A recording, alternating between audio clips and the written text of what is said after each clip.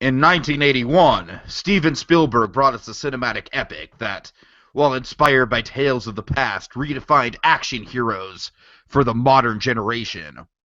Outrunning boulders and death at every turn, armed with a bullwhip, sidearm, and his wits, Indy's done so much for us. It's time to give back by talking over his body of work in a little something we like to call Indiana August. I'm Tiki, and this is the Main Street Cinema, the show where we discuss the finer points of filmmaking. Yes, that's right here. And we have Indiana August, guys! It's Indiana August! Oh my god!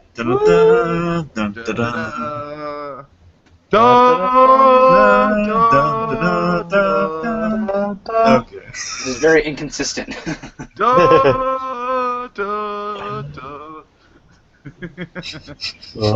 trying to go with the Indiana Jones Adventure, because the score for the Indiana Jones Adventure ride kind of mixes those two themes. Anyways, so we are back. This is an epilogue to Spielberg Month that we did back in May.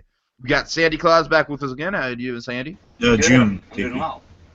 We did Spielberg Month in June. Well, gosh darn it, I can't keep track of the months then. I apologize. Okay. We have Jacob Wile, the cartoon extraordinaire. How you doing, Jacob? Excellent.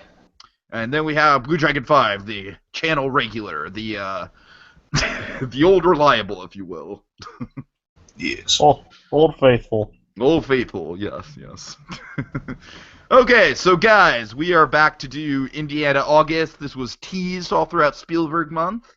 Of course, the whole thing with this is that Indiana Jones, really in the grand scheme of things, it's probably the most consistent franchise that Spielberg's ever been a part of. He directed all three of the classic, iconic, cinematic legacies that we have with Raiders of the Lost Ark, Temple of Doom, and Last Crusade, and he also directed Kingdom of Crystal Skull, but we'll talk about that later. We'll just kind of push it under the rug for right now. Anyways, we are going to go through, record commentary tracks on all four of the Indiana Jones movies, and a couple extra surprises for you guys along the way. So, first of all, BlueDragonFive, I believe you have some background you'd like to share with us. Absolutely. So let's refresh ourselves. Let's kind of unearth through an archaeological dig. It's kind of the thematic tie of this month. Kind of unearthing kind of the old history of things. Looking back on Indiana Jones. Let's go through kind of the origin of Indiana Jones. Let's carbon date him for old time's sake. So here's the background in a nutshell. So it's the early 70s. George Lucas is developing Star Wars. He had a similar kind of movie serial-based idea instead of Flash Gordon, which gave us Star Wars. The Flash Gordon space adventure. He got the idea as well for a rough and tumble archaeologist action adventure serial. Basically an archaeologist in pursuit of supernatural artifacts. He put that idea on the back burner in favor of Star Wars at the time. So time goes by, people move on, and per the tradition that Spielberg and George Lucas have, they're awaiting their respective movies' box office reception in Hawaii, and he and Spielberg's kind of chilling out by the beach. Spielberg mentions, the George Lucas's best pal, says, well, you know what, I've been having a kind of hankering to do a James Bond film. He really wants to do a James Bond movie, wants to direct one of those. But then Lucas says, hey, he sees an opportunity here. Hey, I got an even better idea. Raiders. Basically, it's kind of a more kind of a low-tech, rough and tumble version of James Bond, a James Bond-esque character who gets out of one mess and into another, again with a serial basis, kind of sprinkled on throughout there. And the only change was initially pretty much Spielberg was sold on it after some coaxing by Lucas, but they had to change the name. The original name was Indiana Smith. Indiana being reference to Spielberg's dog. To George Lucas's dog. Spielberg's dog. I just really want a reference to my dog in the movie, Steven. Can we make that happen? I mean, just pretty please for cherry on top.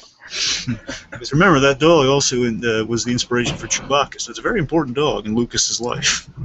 I heard with some coaxing in there, Spielberg was coaxed into the situation. I'm sure George used the Force on it. Oh, no, I'm saying like some friendly coaxing.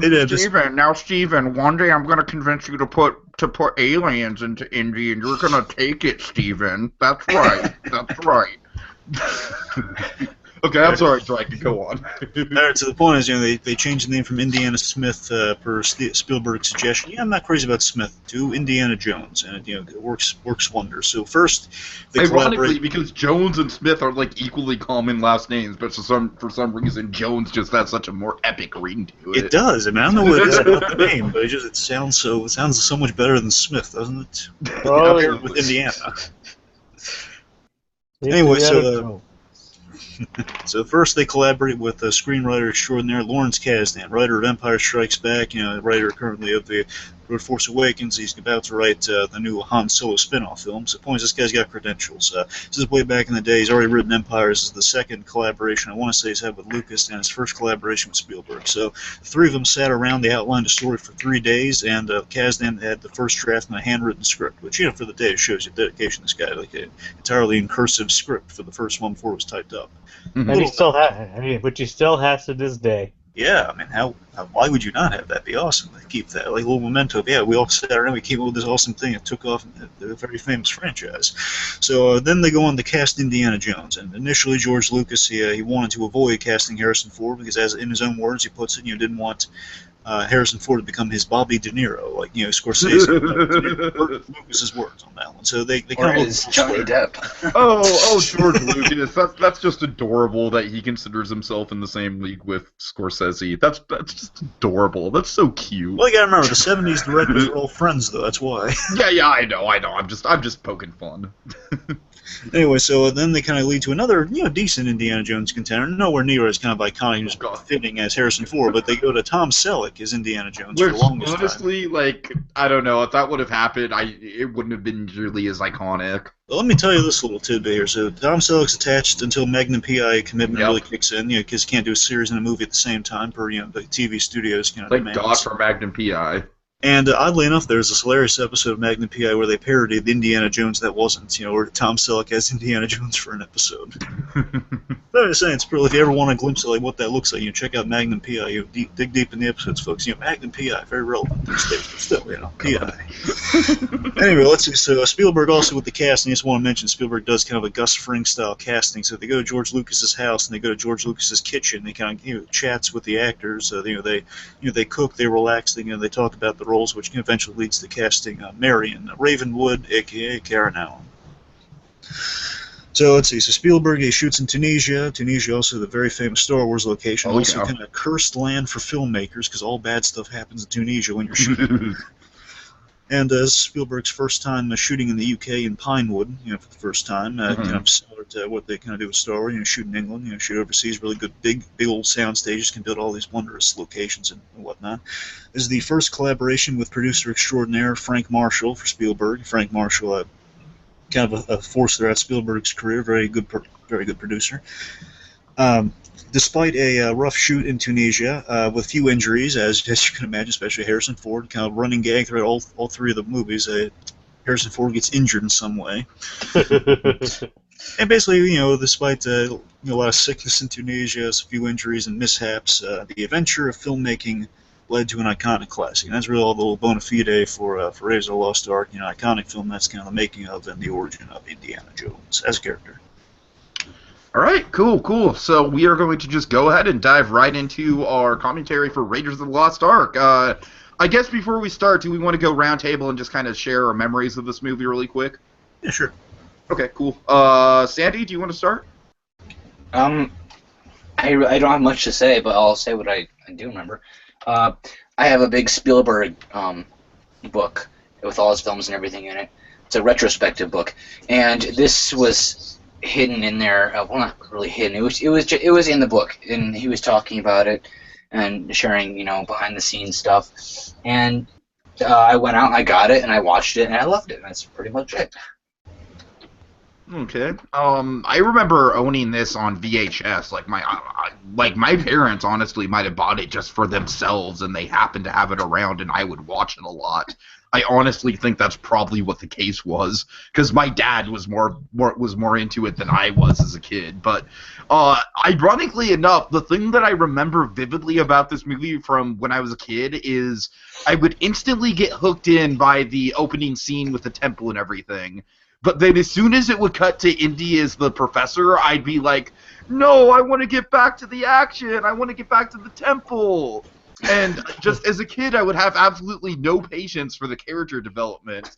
And so I never got very far into this movie because I'd always just like, because the opening scene just riled me up so much, and then the movie just kind of slows down for a bit where it establishes Indy and and Indy and Marcus and Marion and all that, character development like any goddamn good movie should have. But no, me as an idiot kid just wanted to see all action and no substance. But obviously nowadays, looking back on it, it's that character development and that slow build that makes this movie what it is. So wouldn't have it any other way. But I do just distinctly remember just being very thrown off the first time I watched it. Like, just like having that opening sequence and then cutting to Indy in the classroom, and I'm like, wait, what? What? He's a teacher? What? So I remember that really threw me off when I was a kid. Okay, so Jacob. Well, you know me, I like it. For a while, I fell out of the movies for a while. Like, didn't become a Spielberg fan until I discovered Jurassic Park. So I never really saw this for a while. It wasn't until my teens when I saw something. You might have heard of the Mask of Zorro. Oh yeah. So, Heck yeah. I was over at my friends, and one of my friends also when I was watching that, and they mentioned that it's kind of like Indiana Jones.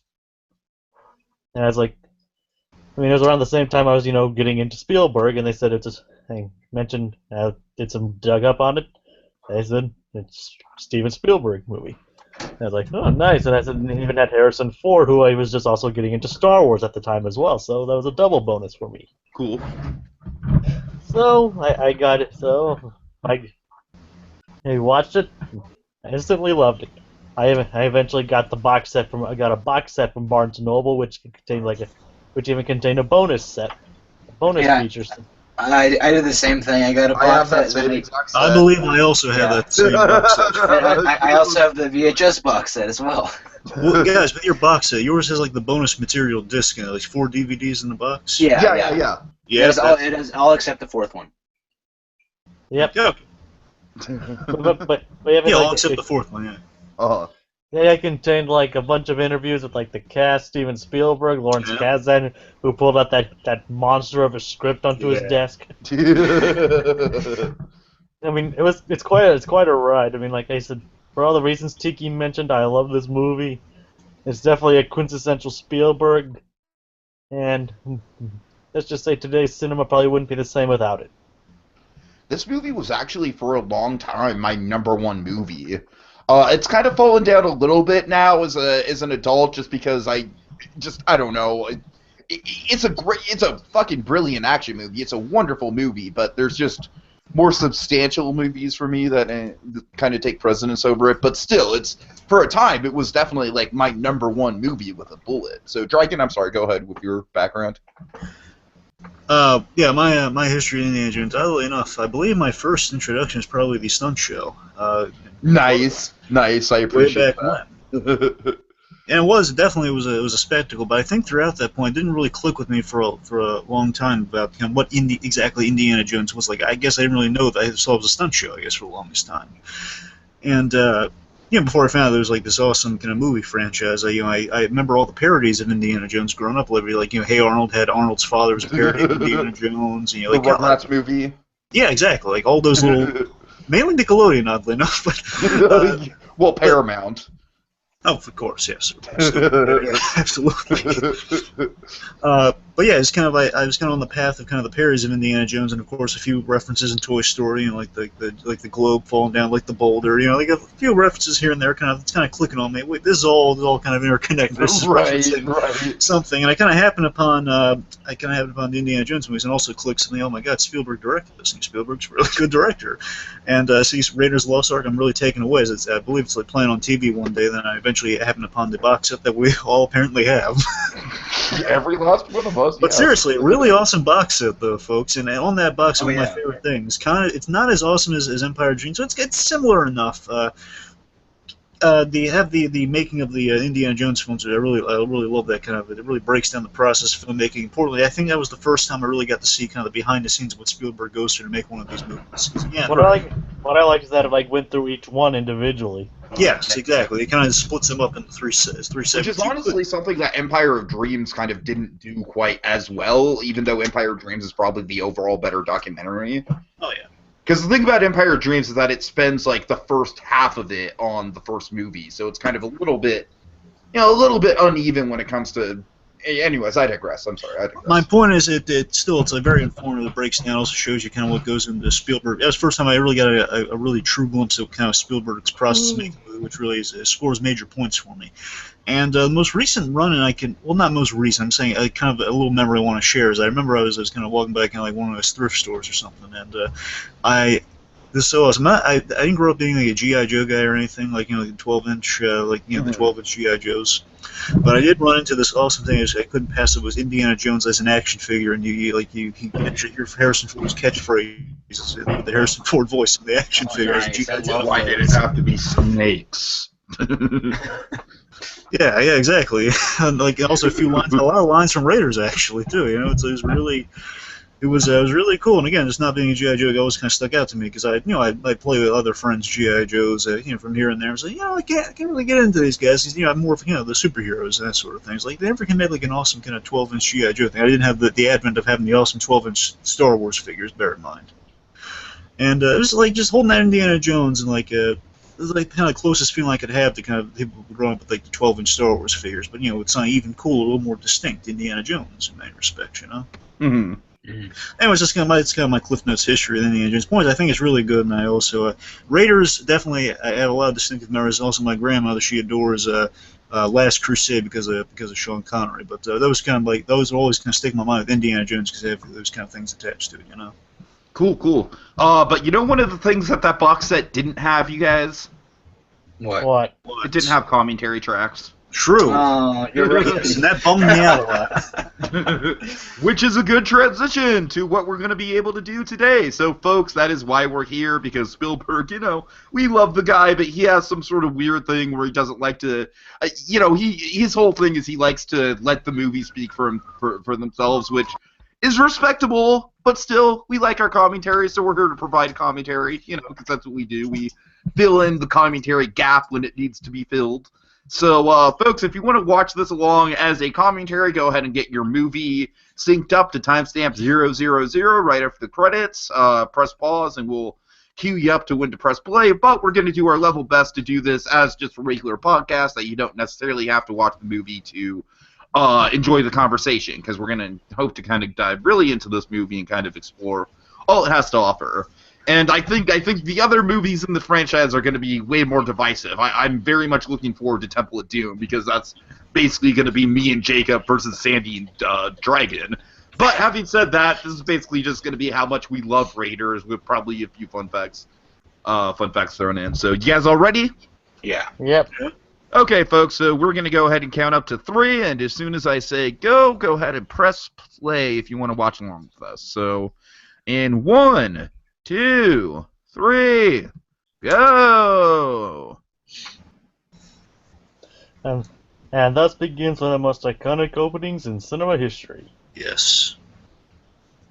And there it is. There's kind of the running gag with Paramount. Spielberg likes, I was so pissed at the Kingdom of the Crystal Skull version of this, though. I was livid when I saw that. What was it The again? whole thing. The Paramount mountain turning into an actual mountain, which is really a cool effect. I know. What was the Kingdom of the Crystal Skull was the molehill with the fucking CGI gophers. Oh, yeah. We'll get there. But I was not happy when I saw that. But obviously, it kind of goes without saying right now. But the best thing about this intro is how much they linger on not showing Indy's face right off the bat. Yeah, exactly. Something I noticed rewatching this, it's been a while since I've watched this all the way through, because you just watch the best clips usually when you're kind of really familiar with the movie. I was just astounded by how beautiful these silhouetted, how they really obscure Indy's face like that, and just everyone else they're also kind of in silhouette for a lot of these as they're going through the jungle, and it really builds up the mystique and the mystery. And later on, there's like this running theme of like these great silhouettes, like against like the sunlight or just kind of against these real shadowy locations like this. And I think this was Alfred Molina's first movie. Really? Oh, I think so. I didn't know it was okay. It's points I remember. This I love the little fact when I first discovered. Oh my God, it's Alfred Molina. It's Doc Ock. It's awesome. I think of course, with me, the bigger thing with me was like, oh my God, Sala's Gimli. Yeah, this is great though, and I like that there is a great motif here. It really does come in the shape towards the tail end. Like it fully pays off here. I didn't know the idea paid off this well. Is that Indy not placing his trust in the right people? Like a lot of these guys are trying to turn on him right here, and that's why they're kind of dying off in the past here. Exactly. This next I got on Indiana coming up here, and then we're gonna have the awesome kind of whip reveal shot, and it's gonna be awesome. The Jovitos are near. Poison 3 days fresh. Alfred Molina, he's a versatile actor. This guy. I just want to highlight Alfred Molina. Everything I've seen him in, he's been really good. Even if the project itself hasn't been the best of, he's always given a good effort there. I always remember him best for his portrayal of Doc Ock and Spider-Man 2. Yeah, of course. I think that's probably his most iconic role. I think it's still. I think it's his best though. He was so good in that movie. But let's not talk about Spider-Man 2. Let's talk about. Oh, here we go. Almost. This movie is so well shot. Look at this beautiful stuff right here, folks. What time are you guys at? 3:03, 3:04. That's Okay. accurate. All right, I'm lined up then. Cool. I had a brief stutter, but I'm okay now. Yeah, that's how you introduce him. And he just steps out from the shadows. And there he is. Oh. I love how, like, even then his face is still kind of like half obscured in shadow when he walks out. Yeah. Indiana Jones. I love this scene right here, and there's a scene later on, like the Ark car chase sequence. Basically when he's kind of on the trucks later on. I think those two scenes probably feel the most out of like kind of a 30s serial, which is the vibe they're going for here. It feels very much like kind of like a 30s movie serial. Also, I'm going to call it right now, who agrees with me that this might just be the best opening to any movie ever? I think it's the most iconic opening to any movie ever. Yeah. Yeah, I don't know if it's the best. Not in my opinion, but I do like it a lot. It's really done. Definitely iconic and one of the most interesting character introductions. Yeah. Oh yeah. I will say it's the best character introduction, perhaps. I might give you that. I just think everything about this whole temple scene is just so well paced. There's little bits of character development that are going to pay off later. I just like how we don't even know his name yet. Exactly. Yeah. And right here, especially if you're going into it in 1981, because it's called Raiders of the Lost Ark. It's not Indiana Jones and the Raiders of the Lost Ark. I mean, because technically he is one of the Raiders of the Lost Ark. Yeah, right. True. So you guys know the story behind this, right? Oddly enough, Doc Ock and Spider-Man. But no, seriously though, it's the fact that all these spiders on his back here to do this. They put all these spiders on his back, and they get him to move on Alfred Molina's back coming up here. Is they have to put a female spider on there. That's yeah, exactly. He didn't know that, and he was he was freaking out. Oh God! As anyone would. I've got to say, spiders bother me way more than that. snakes do. If I was in Indiana Jones's position, I would be like, I can handle snakes, I can't handle spiders. Yeah, neither can I. Can you guess? It's kind of funny foreshadowing on Alfred Molina's part. Yes. I hate flying insects. That's what gets me. I can't stand flying insects. Like, how is it that Alfred Molina is always having trouble with spiders?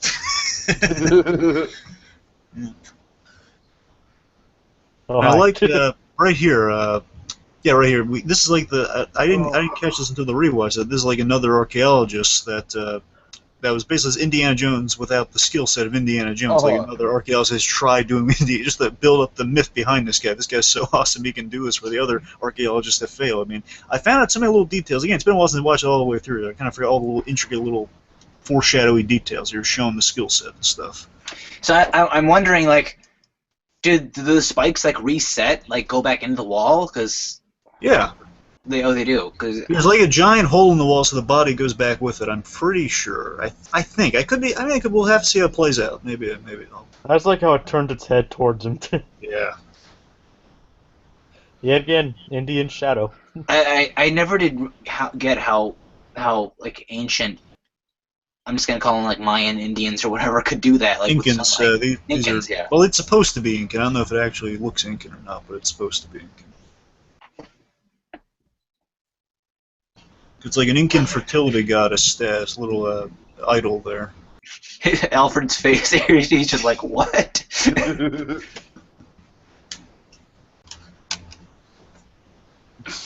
Again, this whole sequence here. Basically, this up to the boulder is probably the most iconic sequence, and one of the most iconic sequences in all of cinema, especially as an opening goes. Can I just talk about what inspired this whole kind of sequence and the boulder chase and everything? Oh, I know you're gonna say. Tell him, Jacob, tell him. Scrooge McDuck. Yep, where he's not joking. Yeah, no, I know. I'm a DuckTales fan. I know what you're talking about. Well, this came At out first, before- I thought it was a lot. At first, I thought it was like kind of like a fan thing someone put on Wikipedia, but no, I checked it out. It's actually existing comic it's called Uncle Scrooge comic. It's where they had the boulder and everything. Yeah, George Lucas. You guys gotta keep in mind, Uncle Scrooge was basically like the big moneymaker for Disney in terms of comic books. And now look how it's turned out. Now Jones yet again is linked to Disney. But no, I've actually read several things and seen them. It turns out that Spielberg and Lucas have confirmed that their stories were inspired by Scrooge McDuck. At least this sequence was inspired by Scrooge McDuck. And it's also kind of funny, another famous duck that Lucas is linked with now. Yeah. Yeah. Well, at least it's a better duck. This I sequence don't know, is Sand. And Disney also has rights to that duck as well. Yes. They're doing better with it than he did. Yes. Now, all of this, you guys, is just straight out of the ride. The poison darts, I mean, not necessarily this bit with the whip, but I'm just saying, just in general, this whole setup of the temple collapsing and everything. Yeah. Well, I mean, the ride got it from this. You're about to die. But again, one of the most iconic sequences here. I mean, this has been parodied so many times. You know what's interesting about this, though, is that I feel like most times this is parodied, it's the hat that he has to go back and reach for and not the whip. Yeah, but that's Temple of Doom, though. Yeah, right. That just kind of caught me. It's like, oh my god, he reaches for the whip and not the hat in this one. Yeah.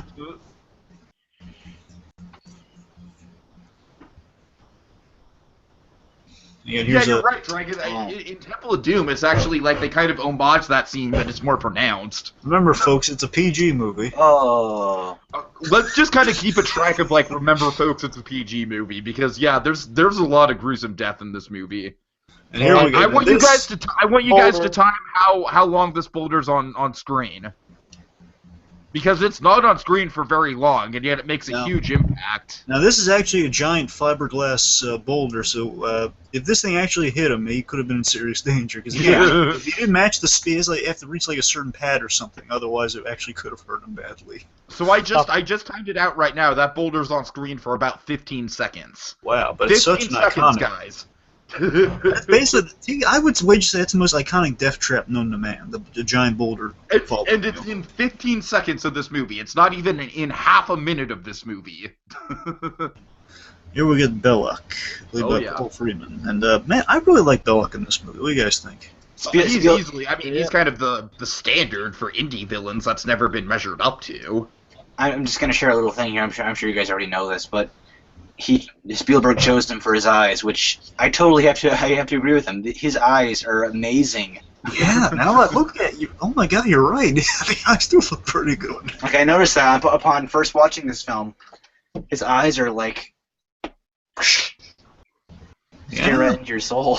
Getting a little uncomfortable staring into a man's eyes like this, but I see what you're talking about, though. But I tell you though, I love that this is Indy's kind of rival archaeologist, in many ways superior to him, in that he can speak Jovitos if you only know how to speak Jovitos.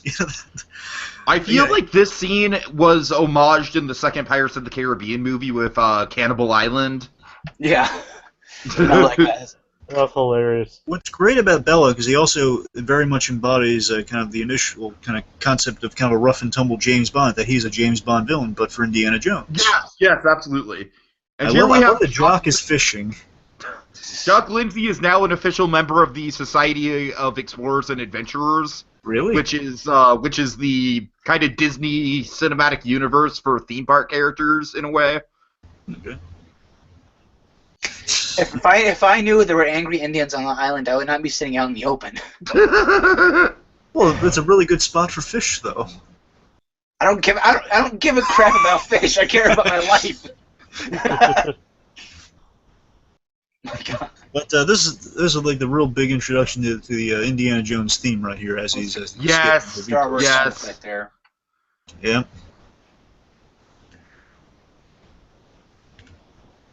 And ever since I saw this movie, I've always wanted to go on a water plane. Really? It seems so fun to me. I've always wanted to take off on a water plane. Surprised they don't do like a stunt show of this in like Animal Kingdom or something. Well, now they have Indiana Jones, I mean, Indiana Jones doesn't really... Oh, God. Okay, so this is great. After all that badass shit that you just saw Indy do... He's afraid of snakes. What a way to introduce the character. What a way to introduce the afraid of snakes concept. You know what's awesome? In real life, Harrison Ford was never scared of any of the stuff, of any of like kind of the gross out, like kind of the scary scenes in the Indiana Jones movies. He was never afraid of any of it. Like, he doesn't have a fear of snakes, bugs, rats, or anything. He's actually really cool with all of them. Like he has had pet rats. Harrison Ford just gets cooler and cooler the more you learn about the guy. And this is what really threw me off as a kid. Did anyone else experience this? Where it's like, oh my God, he's a teacher? What? I was surprised, but I tell you, I'm just so darn impressed because there's so much dimension to Indiana Jones. The fact that he's really kind of he's really passionate about teaching archaeology out of college. I mean, he looks so different from the adventurer we saw previously. It so threw me off as a kid. I will always have that memory of just how thrown off I was. It's really it's cool. Such a great juxtaposition. Now, let's give points to Lucas. This is all like Spielberg and Lucas kind of battled over what their vision of Indiana Jones was in the very beginning, just conceptually. And this was George Lucas's pitch that he was really he was a kind of a teacher by day, and the rest by night. It's basically a superhero. I just love how he just blurs the letters together like I-T-H. I guess this goes to show that chicks really dig archaeologists. Mostly just Harrison Ford. I mean, come on. Yeah. I think they only dig him if they look like Harrison Ford. True. And is that a pun? Dig archaeologists? Yes.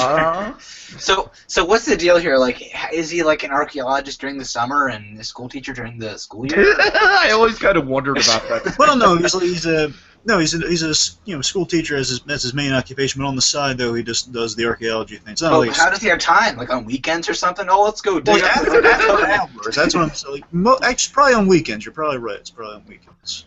Oh, because you can definitely get to Asia and the desert in a whole weekend, yeah. Well, I'm saying you could probably get like a substitute for the days he has an expedition, maybe. It's not like every day of the week he's got a job. I'm saying it's like a bi-monthly thing, probably. I guess you're right, yeah. So Marcus Brody. That's true, because with college professors, they usually have classes maybe once a week or twice a week. Exactly. We don't know how the schedule works either, so there's that. Anyway, so you guys want to say one kind of introduce Marcus Brody here? Yeah, so Marcus Brody's he's a great old friend of Indiana's here, and I love the idea. He works at the museum, and he displays the items that Indy brings back, and it's kind of their dynamic. It's not about the money for Indiana Jones; it's just more about just making sure they find their way to the right place, because he just cares about kind of the history that he's preserving. There, it's a really good character trait for him. Mm-hmm. Please tell me I was not the only person who thought Marcus Brody was the villain at first. Well, I mean, we already kind of saw the villain, though. Well, I know, but I mean, there's usually always like a guy on the side who's like a spy or something. Yeah, the tradition is you have your main, you have one that's completely villainous, and the other one's is kind of like he's kind of villainous, but he also has a soft spot. Or there's like a mix, like a turncoat fashion to him. That's not really what I'm talking about. Oh God, we're gonna get into the fucking turncoat thing. No, I don't mean that. I'm saying it's in all the movies though. There's always like characters kind of. Yeah, I know, but I'm just saying in Kingdom of the Crystal Skull, they really overdid it with the turncoat thing. I'm sorry, Sandy. You were specifying something. No, it's fine. Upon first watching my first viewing of this movie, I thought that Marcus Brody was like I get where that's coming from, though. I do see exactly how that could be a setup for him being a bad guy, because he's someone to be trusted. I absolutely see what you're saying. Right. Kind of like the Lotso archetype. Yeah, or like the Prospector, more specifically. Yeah, or like the guy, what's his name in Crusade, who hired him and then... Well, yeah, that's exactly what I... Yeah. Okay. Anyway, so yeah, here are Army intelligence guys, and yeah, I like how this kind of pays off. Is that, again, Indiana's putting his trust in some guys, when I say that turns out later on for him. He's basically, I love that he just wants something very simple. He just wants to make sure by the end of the scene, so he wants to make sure the Ark is, goes to the museum, and it goes to the museum. Yeah, sure. That's like the whole crux of the story, is like getting the Ark to the museum. Yeah. And also, I like we have very complicated. Most complicated errand ever. Yeah. And I forgot there was really some clever setup about Abner Ravenwood in this scene. It mentioned that he mentored him, and it really foreshadows. There's some light foreshadowing over the falling out he had with Marion in the scene, saying, well, years ago I knew Abner Ravenwood. It's been years ago. I haven't really gone back since. Implying that something happened. There's a big rift between Abner and Indy. What was the reason? Marion later on. What I like is that they never give like an exact reason what happened between Marion and Indy. Yeah, because you can kind of assume, again, it's your own, the audience's kind of own interpretation of whatever. You can imagine, okay, well, the rough and tumble lifestyle probably wear a little thin. I have some of my own theories when we get to Marion, so we'll save that for a little later on. I like that. I love how accurate the Indiana Jones films are to history. And don't get me wrong, of course, you have some lyrics like Indiana Jones meeting Hitler at some point. A few little, plus you making these artifacts actually supernatural, but, we'll get their points. I like that, Hitler in real life, he did have an interest in the occult, and I like how they do kind of factor that into the plot. Like, that's why the Nazis are, it's why the Nazis are going after the thing. But at the same time, though, we have to realize, I could be wrong, I'm pretty sure that, the common complaint is like Nazis technically shouldn't be in this film. At least the only change that would have saved him is that if if someone other than the Americans came to him in this scene, that's pretty much people's solve for the scene. Nazis aren't exactly at war with the United States at this point. Sorry, this is 1936, not the 40s. Mm-hmm. That was 37. I don't know. I thought 36, 30 points. It's the mid 30s. I don't know. All right, you. I'm just saying, from what I understand, that's like a small thing to fix. But again, it's such a minor detail. Again, these small inaccuracies don't matter because you're so engrossed in the story. That's my point. Yeah, and I mean, they absolutely get the period look of each decade that they're going for down pat. Yeah. So I'm just saying because they get so much right. I mean, you give them a pass over the little stuff like that. Right? Oh yeah, definitely. I mean, it's not it's like you wouldn't even think about it if people just didn't nitpick it. Yeah, exactly. I mean, the instant solve for it is like, it kind of makes sense, Army intelligence. They're maybe keeping an eye on Hitler, see how things go. If you really want to find a rationale for it, I don't know. Yeah, sure. Keep an eye on the guy. Point is, now we're getting the history lesson on the Ark, which I do kind of love the history behind the Ark. That the Ten Commandments were stored inside the Ark, but I believe it's the actual legend. And why is there a big old Bible sitting here? Well, is it a Bible or is it something that Indy just kind of like he's obsessed with the Ark? Remember, Indy is brand pursuit. It's a Bible. Yeah. Well, the Bible, remember, the Ark of the Covenant is what stores the Ten Commandments, which is a very biblical thing. Yeah. The Ark of the Covenant supposedly carries the original Ten Commandments handed by God to Moses. Well, I'm just saying the Bible looks kind of oversized and ancient, so I'm just saying it threw me as like, oh, it has these grand illustrations in it. Didn't really strike me as Bible-esque, but an archaeologist's Bible makes sense. Yeah, I guess I don't know. Yeah. I just assume it's like it's like an older Bible that was special. I don't know. Oh, by the way, that was Phil Kaufman's the whole idea of searching for the Ark of the Covenant. Phil Kaufman, one of the other kind of story guys in this film, he came up with the idea like to tie the MacGuffin into some actual kind of history / mythology. You know, it's like tie it into something that actually exists instead of kind of making up something out of the blue. Mm-hmm. That is a pretty old Bible. Oh yeah. I mean, I like the illustration though. Yeah. I mean, it's Which is something that they made, of course, just for the movie. Yeah. Well, I'm sure it was, but That's what I'm saying. It doesn't instantly strike you as a Bible. The Bible's usually all word, you know. Mhm. The Bible now with pictures. And this is good. Again, I like you see how chummy these two guys are, because as you see in the Last Crusade, these two actually are really good friends. Yeah, they've been knowing each other for a long time. Yeah. And again, it's important, the Ark is promised to the museum, and just see how hopeful Indiana is. And you always get this sense that, he's really passionately cares about the Ark's significance, because it's kind of the ultimate archaeological find. It's his dream find. That's why he kind of, when he was studying under Abner Ravenwood, he was he kind of put the idea of the goal of this is like the ultimate find, Indy. I'm gonna. If we're lucky, we're going to find this thing. Basically, you kind of led him on the path of this, and it kind of turned up dry. My assumption is that perhaps that turning up dry maybe drove Indy out a little bit. Mm-hmm. As well as the Marion. Don't tell me he doesn't look suspicious here.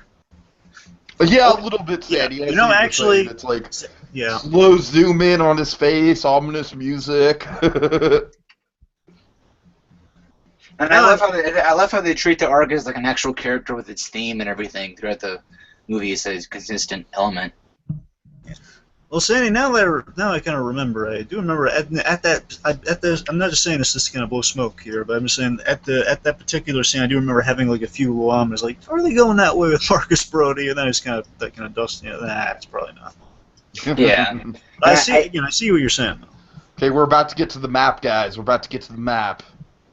Traveling by map. So apparently this isn't taught. I always thought it was, but I guess it's not. Yeah, this is kind of a random shot now I think about it. Yeah.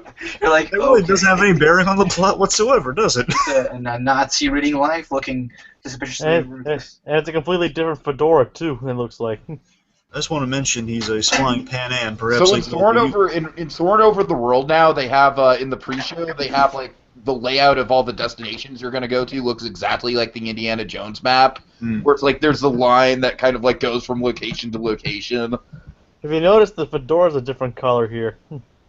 Well, maybe again, it's a travel hat versus the fedora, perhaps. Yeah.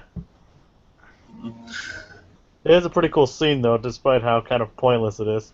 Yeah, I mean, I like the fact that he dresses up for a flight. I mean, I love the juxtaposition of kind of the Indy out of the iconic costume looks. I do like these him with a hat on. Yeah, it's pretty cool. And thus we're in Nepal. Talk about a good character introduction. This is just another fantastic character introduction right here. Ah, yes. So it's such a great introduction to Marion. And Kazdan named her Marion's after his wife's grandmother, and the Ravenwood's after the street he was just driving on one day, saw Ravenwood. I mean, and Karen Allen was selected mainly, she was targeted because of her role in Animal House, which, was a good movie. Mm. And the one who was going to play her before they really kind of settled on Karen Allen was Sean Young, and Sean Young's just cursed in hollow because every role she auditions for, she does not get. I really feel like this Karen Allen in this movie was just lightning in a bottle. Yes. It was the perfect love interest for Indy. They never recaptured it. I'm glad that she came back for Kingdom of Crystal Skull at the same time, just didn't have that same spark. Probably mostly due to the writing more than anything else, in my opinion, with that movie. But I think she was the best of the Indy love interest, though. Well, yeah, obviously, yeah, that's what I'm saying. I think she kind of just set this high bar that no one else measured up to. Yeah. Because she's just she's a fantastic character. I mean, she's practically like the second lead in this movie. Yeah. And she holds her own. Yeah. She's so darn cool. I just want to say, Marion Raven was so awesome in the Indiana Jones franchise. She really was. the guy falls down. Yep, and again, it's good setup for later on. She's out drinking that guy. Absolutely, absolutely. She cannot hold her liquor. I mean, he cannot hold his liquor. Yeah. Oh, God, great silhouette. That silhouette is, again, that's the beauty of the hat. And by the way, real quick, the hat. There was the costumer, Deborah Nabdulman. Deborah Abdul, when she did the costume, she had to age the costume to look like it's been like a well-loved costume, and also like she and Harrison Ford had to sit on the hat and use like a metal scraping brush to make it look aged and everything. So there was a lot of effort that went into that kind of that familiar-looking costume there. Indiana Jones. Is that the first time we hear his full name? Yes. I think he did. I think they're just referring to him as Indy or Mr. Jones before that. Yeah, it's the first time I've heard it all together. I love how she doesn't punch him. Like, she doesn't slap him, she punches him. Yeah. Oh, it so fits with their character. Yeah. And you know, in the wrong context, this could have been like a really like nowadays. If people try to replicate this scene, it could go either way. Of like, you know, it's like she's mad about something we don't know about, but no, she sells it though in this scene. Again, this is like they're playing it just right here. Where nowadays, if you try doing this scene, you might not get as much. You might kind of hold it against her if she did this now. You definitely can't reverse this scene nowadays. Yeah. Oh God, no. Oh man. I mean, you can still have the woman punching the man, but not the other way around. No, the point is, we don't find out exactly what the issue was yet. Again, we don't need to know that because just the acting so. Also, I kind of feel like that kind of fits in with the serial aspect of this story, where it's like, you know, like the falling out could have just happened on another adventure that we just don't know about. Certainly, and also we should mention this is the audition scene for the two actors for Indy and Marion. It's like I love how curmudgeony their dynamic is. It's like they're not really that friendly with each other throughout most of the movie. It's like Indy's smart enough to realize anything I say she's not going to listen to right now. So Right. I said I'm sorry. That's all I can do. But I really like here's my theory on kind of Marion. I think Marion kind of represents someone who's been hurt by obsessive archaeological pursuits, perhaps. You know, she's been all over the world for like kind of people going on treasure hunts, essentially. And I think she sees a lot of her father, who is dead. Sees a lot of her father in Indy. Maybe that's why she feels even more hurt when Indy left. You know, it's like now she has no one. Now that her father's gone, she has no one to kind of. She's just alone now. Mm-hmm.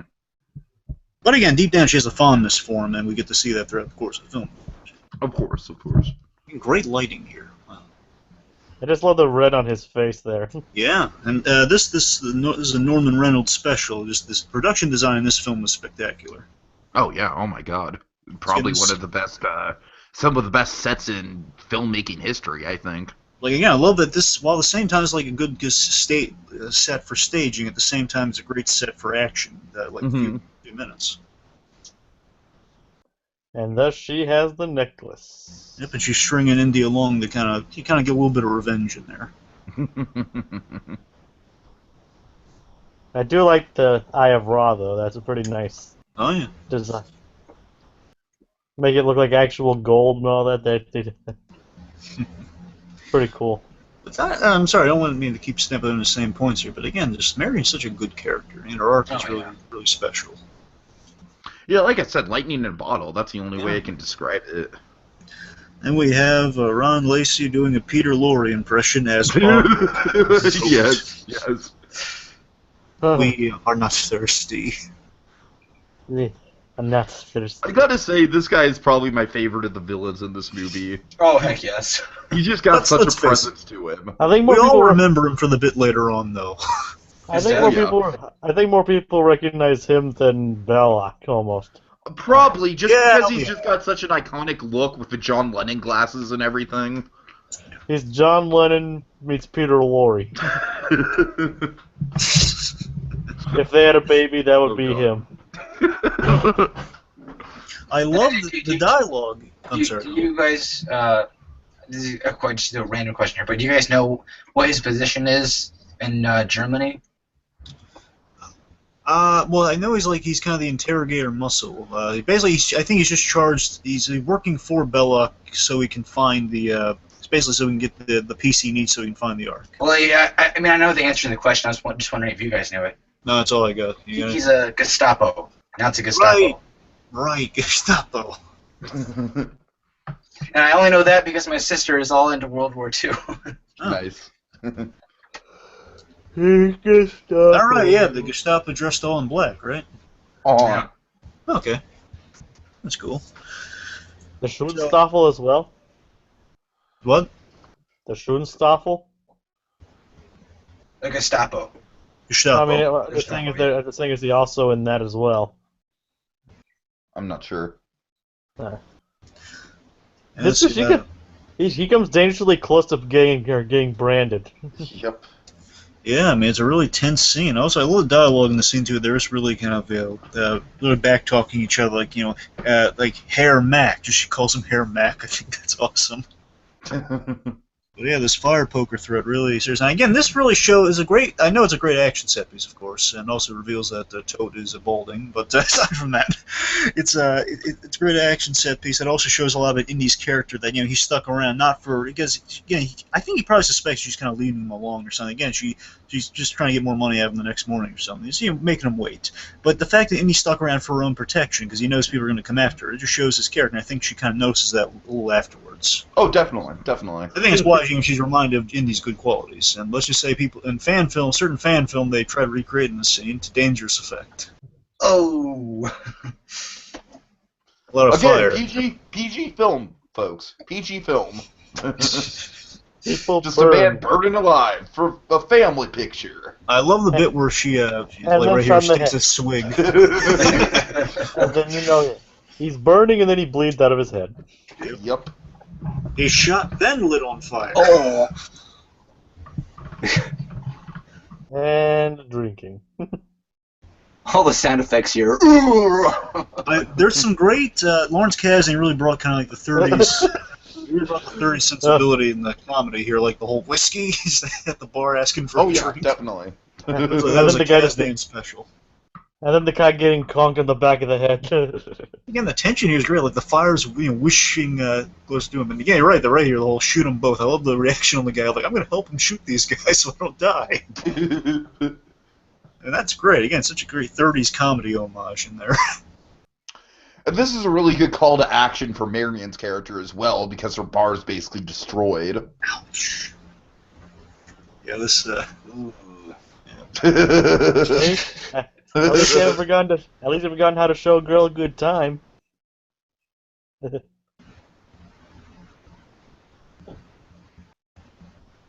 And thus they become partners. What's your timestamp? 33 something. I'm stuttering all over the place. Mine is 3307. Yeah, I'm with Sandy. Yeah, 3309, 3310. I think you're a little off, Jacob. I could be wrong. I'm a little ahead because, like I said, for some reason mine wasn't downloaded, and now it's downloading and it's stuttering all over the place. All right. Let's keep it. We'll keep it in general. Let's give a little more general conversation. Yeah. Okay, right now we have the whole show lady a good time. So yeah, Marion's coming around on Indiana Jones. Now I'm your partner, whether or not yet, whether you like it or not. Okay, let me know when you get to about 3348. Okay, 3342, 43. Maps! Traveling by map. 46, 47, 48. And it froze. Oh, wonderful. Alright, just go on without me. I'll just try and join in the conversation. A good soldier never leaves a man behind. Sorry, I got Toy Story on the brain. I'm still here. Ah, yes, the best character ever shows up now. Sala is absolutely probably like the fan favorite of the Indy franchise, I think. Yes. He's the one you just can't help but love. Yeah. They call him Lost. I made Dragon watch the Sala. It's probably not John Rhys Davies. It's probably an impression of John Rhys Davies, but the pre-show with Sala and Indiana Jones Adventure, which is one of my favorite bits of Sala that we've got. Yeah. Interestingly enough, you know who's originally going to play Sala? Who? Danny DeVito. Oh my god! But he had commitments to Taxi, so he basically Spielberg, after seeing the movie John Rhys Davies is in called Shogun, he really targeted John Rhys Davies, and my God, it was such a brilliant choice. I mean, again, there was definitely a difference in what he was imagining for Sala, but what we got. Yeah, Sala's such a fun character because he's so earnest. He's definitely got like the cultural element down with this franchise, and he's just a lot of fun as well.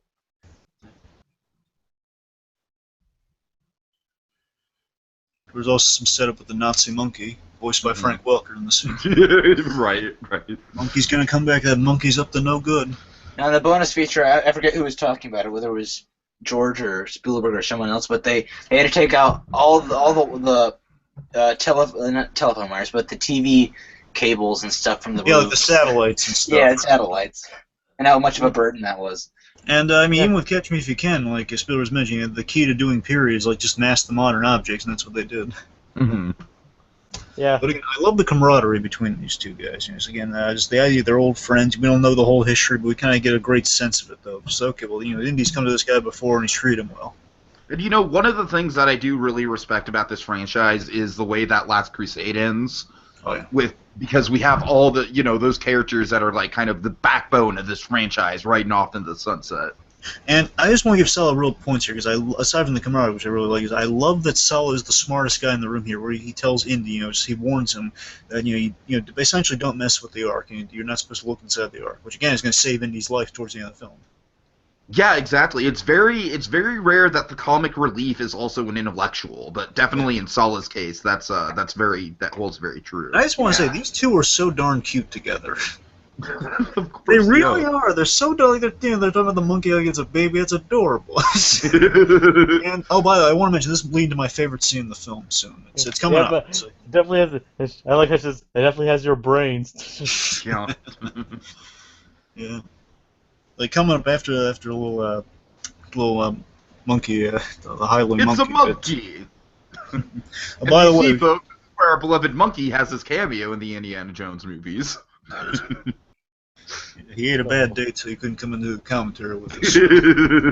No, but I want to mention real quick also that let's not forget, Tunisia here. You have to really boil your food to kind of not get food poisoning. Spielberg ate canned food through the whole shoot to make sure he didn't get sick. Everyone else got sick. It's going to lead to a very iconic moment. Oh God, yes! Probably outside of the boulder, I'd wager to say maybe the most iconic moment in this film. Yes. I want to talk about that one. Yeah, the point is, also again, my favorite scenes, that includes that, but it's also I love the stuff around that. Whenever I think of this movie, aside from the obvious, just the whole chase. I just loved all the bizarre marketplace stuff. It's not bizarre, bazaar. I think they call it a bazaar in Cairo. It's a bazaar, yeah. It's bazaar. It's bazaar. Bazaar.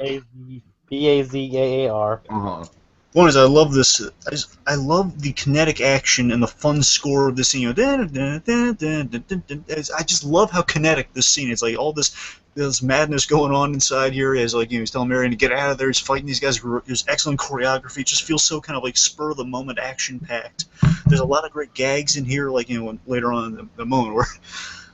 I'm sorry, when I think of just my favorite scene in this movie, is think of a really great scene aside from the boulder, aside from the cold open, is always this scene. And again, when he's Mary fighting the guy with the frying pan off screen. Right.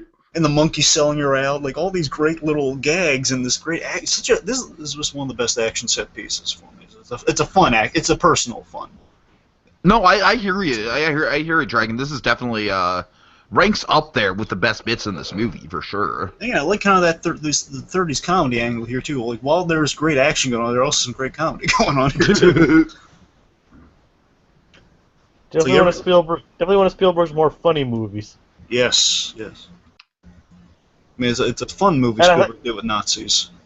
And he also, I like how he just ducks and gets this friend to stab the other guy. This guy always creeped me out as a kid. Again, this is great. I'm convinced Tangle got it from Raiders, Tiki, the usefulness of the frying pan. Yeah, I can see that. It's awesome. And of course, Princess Peach also uses a frying pan in Super Smash Brothers. Yeah. And also, what I love, I don't know what it is, I just love kind of the younger Harrison Ford screaming at the top of his lungs, Marion! Mm-hmm. Marion! I love it when he screams Marion looking for her. It always sticks with me from this sequence of him just saying, Marion! Again, with that great comedy music playing, the great action. Hear the monkey selling around. Yep. Turncoat. Oh, God. He's more of a turncoat than Mac. And Dave, right here, this is the bit right here, where he gets on top of the thing, just says, Marion! Sorry, it's so No, I hear it. And here we go. Here's the moment. Sick as a dog this day. This guy rehearsed the big action just absolutely miserable. Just wants to just roll over and die right now. Harrison Ford is he's done, man. He shows one of the best, most iconic moments, sure, the boulder chase in this entire film. Absolutely. Just the gun shooting the swordsman. And, that's that poor swordsman. He rehearsed. Unfortunately, he's passed away nowadays. But for a time, he was so well known for. He rehearsed that sword fight, and it was going to be like an awesome thing. And then Harrison Ford's really got to go. So. And he did. Everyone had to go. Everyone had bad. They were coming out. It was coming out both ends, folks. They were really. Yeah. It was not a pleasant experience. I would wager to say it was probably like almost as, if not more, rough than the Tatooine shoot for A New Hope. Yeah. I just think it's kind of funny that there's originally going to be like they plan out this epic sword fight, and then when during that, like, can we just shoot the guy? And it ended up making a lot more sense. And yet that guy is still the most beloved toy from the Raiders. Yes, and I own an action figure of him, by the way. Yeah, I mean everyone loves that scene. And the nice incidental scene where it's like turned out to be like, why not just shoot the guy? It just turned out to be like one of the most memorable scenes. I love the bit with the beggars here, and he's just throwing change to get the beggars to safety. Right. And again, tell me, did you guys buy into the mislead here when you first saw it? It's hard for me to remember. I think maybe yes, I did. All right. And then I love how effective it's. But I had a theory that I thought, nah, they can't kill Marion. She's so important. Let's not kill Marion, please. I was hoping they didn't kill Marion, but yeah, right. They play it so well, though. Yeah, if I was one of those guys carrying those baskets, I'd be mad. Yeah. Oh my gosh, the way they play Indy's grief here, and this scene that follows. This is basically like Harrison Ford's like Casablanca moment right here. Yeah, there's a lot of Bogart in his performance here. Yeah, definitely. It's such a... Smash that bottle over the frickin' monkey's head. Right? Yeah, you totally should. Yeah. If he only knew. If he only knew. And he's still treating it like it's like it was the last thing she cared about. But again, I love the intensity on Harrison Ford in this scene. Come on, when he's talking to Bella, the scene with him and Bella after he thinks Mary's there is such an excellent scene in acting-wise in this movie because he's got so much intensity. He has nothing left to.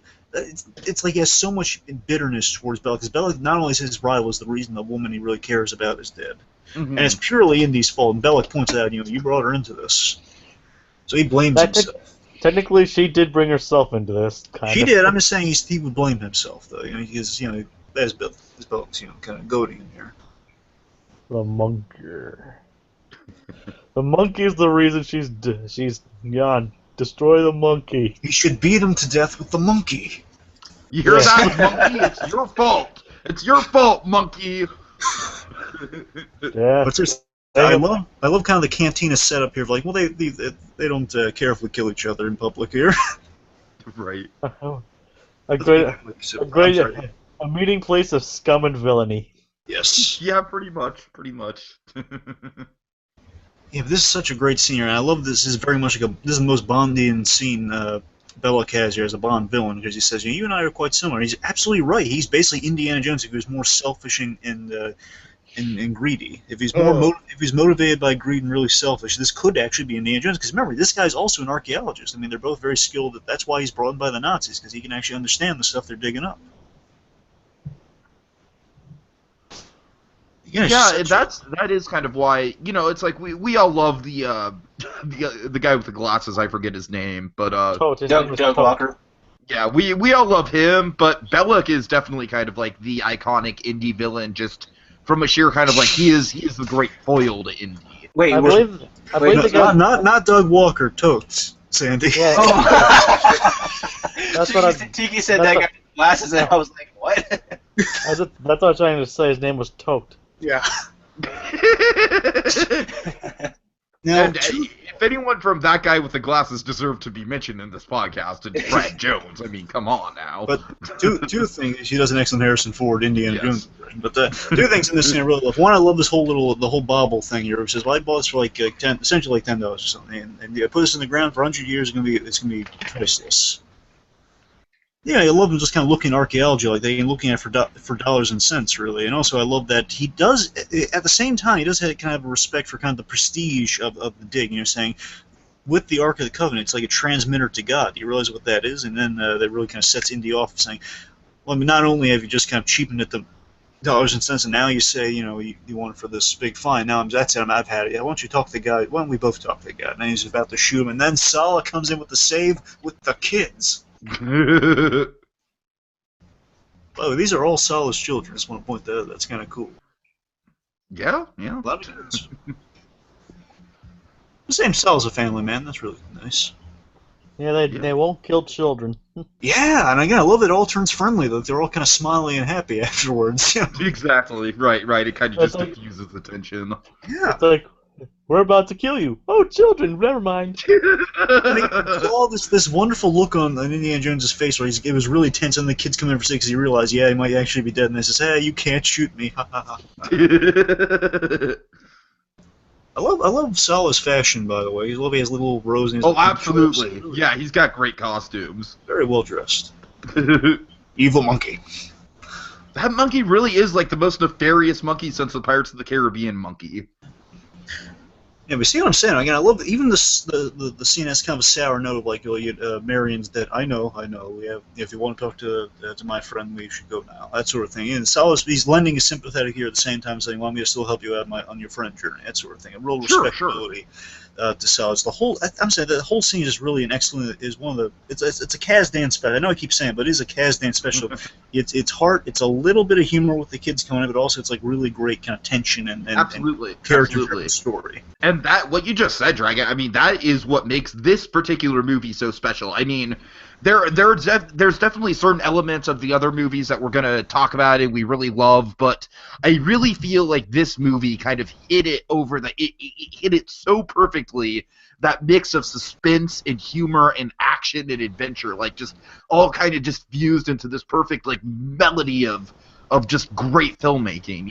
That's like we said, it's like the other movies in this franchise, maybe not King with Crystal Skull, are very respectable, but they don't quite reach the same level of, there's always certain things that are off about the other movies, whereas this one is just so pure, it's flawless, it's practically flawless. Yeah, and I tell you, I think I'm really convinced that Kazdan used the best writer on any of the Indiana Jones films, and that's the reason it's really kind of hit on the head, because it's just such an excellent script. It's such good dialogue and character-driven themes and everything. What, you mean you didn't like the script where Willie Scott's just screaming Indy 50 times for all their lines? You didn't think that was captivating writing? Kind of missed the mark with me, yeah. But yeah, I'm just saying, I think Kazdan, he just knows, again, the guy who wrote Empire. It shows that a guy who wrote something so good also wrote this thing, which is also absolutely. So good. Yeah, definitely. I'm just saying he's not the only factor at play. I'm just saying Kazdan's writing still really holds up to these. It makes me really excited for the new Han Solo movie coming out. I just want to say Kazdan's got it. He really does. And that new Han Solo movie's also got a great fucking director attached to it too. Lord Miller. Yeah. Phil and I love this. Phil Lord and Chris Miller. Yes. Mm-hmm. I love the happy turn of this. And again, we kind of come from a real kind of a gut buster, like, oh, poor Indy, he's lost Marion. Now we have a little bit of a happy moment here, where they have the realization of they don't have all the map. They're missing half. They're missing half the location on the staff, and there's like such a happy moment at the idea that that Sala sings a little. I'm the monarch of the sea. That's a great wonder for him. Yeah, such a great, and again, I love that he saves him with the date. I love that. Mm-hmm. And the monkey got it. The monkey got it in the end. Peter. Oh god. Bad you definitely can't get away with something like that these days. That's for sure. Yeah, but seriously, a PG. No, seriously, it's the idea, the fact that he was smart enough to be instant to catch. Oh my god, dead monkey surrounded by dates. Catch the date. Oh man, just Sala. He's the best supporting character in the entire Indiana Jones franchise. No doubt. Bad dates. And again, we have it's kind of a Red Skull thing they're kind of playing with Belloc here. He's just very much like the Red Skull type. There's people that are using Hitler to serve their own ends. They don't have respect for the grand mission. Yeah, I noticed that kind of rewatching it. It's not just kind of cut and dry like we're doing this for Hitler. Yeah, Yeah, I mean, he understands, like, yeah, he's probably not in favor of Hitler's things, just kind of using him so he can serve, so he can get the Ark of the Covenant, because he says, as long as I get the Ark before Hitler does, that's all I care about. I'm glad you bring that up, Dragon, because that really is kind of like a very realistic depiction of Nazi culture, because most of, it's like, one of the big kind of things that people, like, Because just instantly thinking that Nazis are just pure evil, it's like, no, there's a lot of layers to that whole thing, you know, and it's like mostly people served out of fear of Hitler more than anything else, and, you know, with Bullock's case, it's definitely, not Bullock, Bullock. Belloc.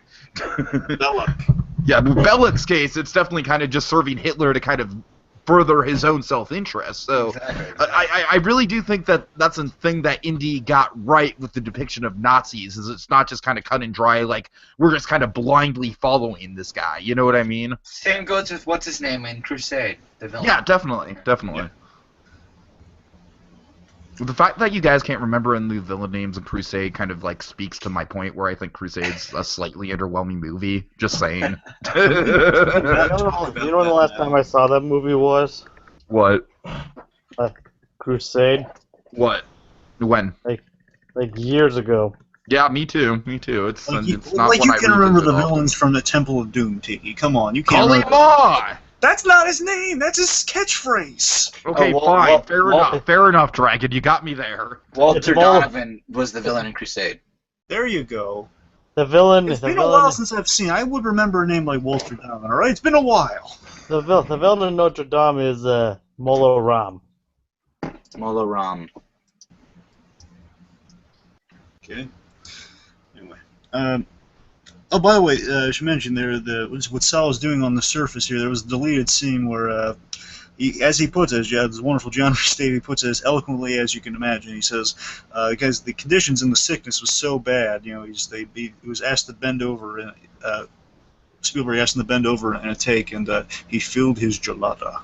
His jalapa. Again, only John Rhys Davies could say that so eloquently. my. I mean, seriously, he says it with such grace that again, he says, "I filled my gelato in front of 200 people, and I didn't care."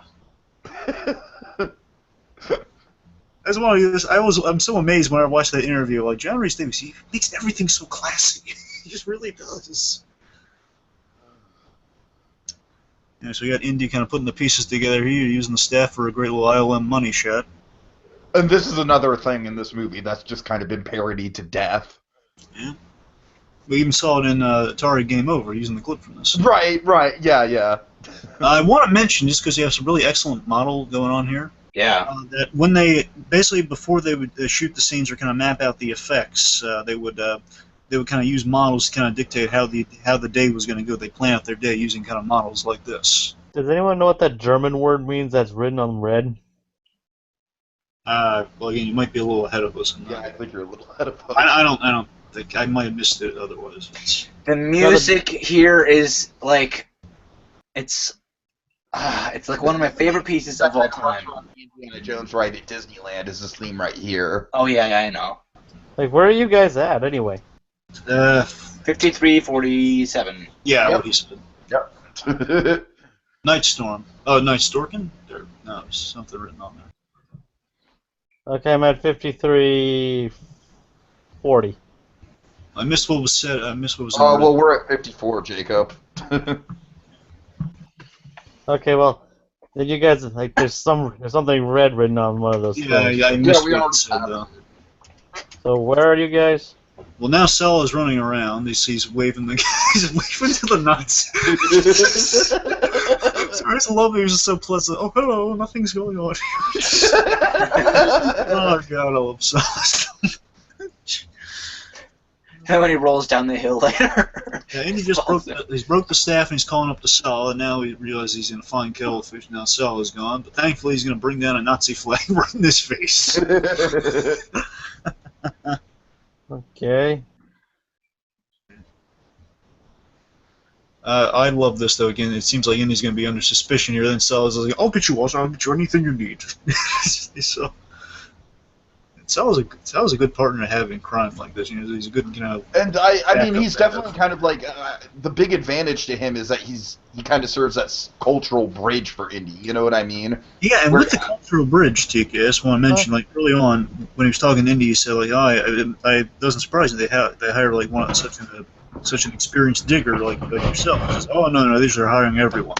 They don't bat me more than the servants." All right, where are you guys? Now he's found Mary and he's kissing Just Mary. found Marion. 5527. Yeah, and I just want to mention this is such an excellent scene here where where he's reconnecting with Mary, he's realizing, oh my God, she's alive. And Harrison Ford really delivers an excellent performance in this scene. It's really, he really communicates kind of like grief that has like now been washed away. Of like, absolutely. And it's such a well-timed moment too, where it's like, when it's like Marion thinks he's coming in to attack her.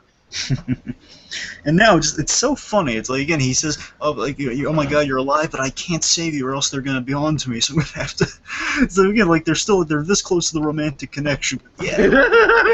I mean, he's literally like putting the gag back in her mouth. It's like, oh, okay, there might be some tension left to kind of sort out still. Yeah, but again, I mean, Indy, it's a smart plan, but it's also risky because again, she's still in danger. So it's Indy doing something smart, but at the same time a little risky.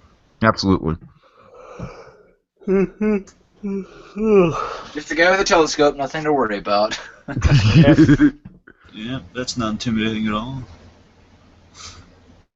You know, saying scope shots usually intimidating. Right.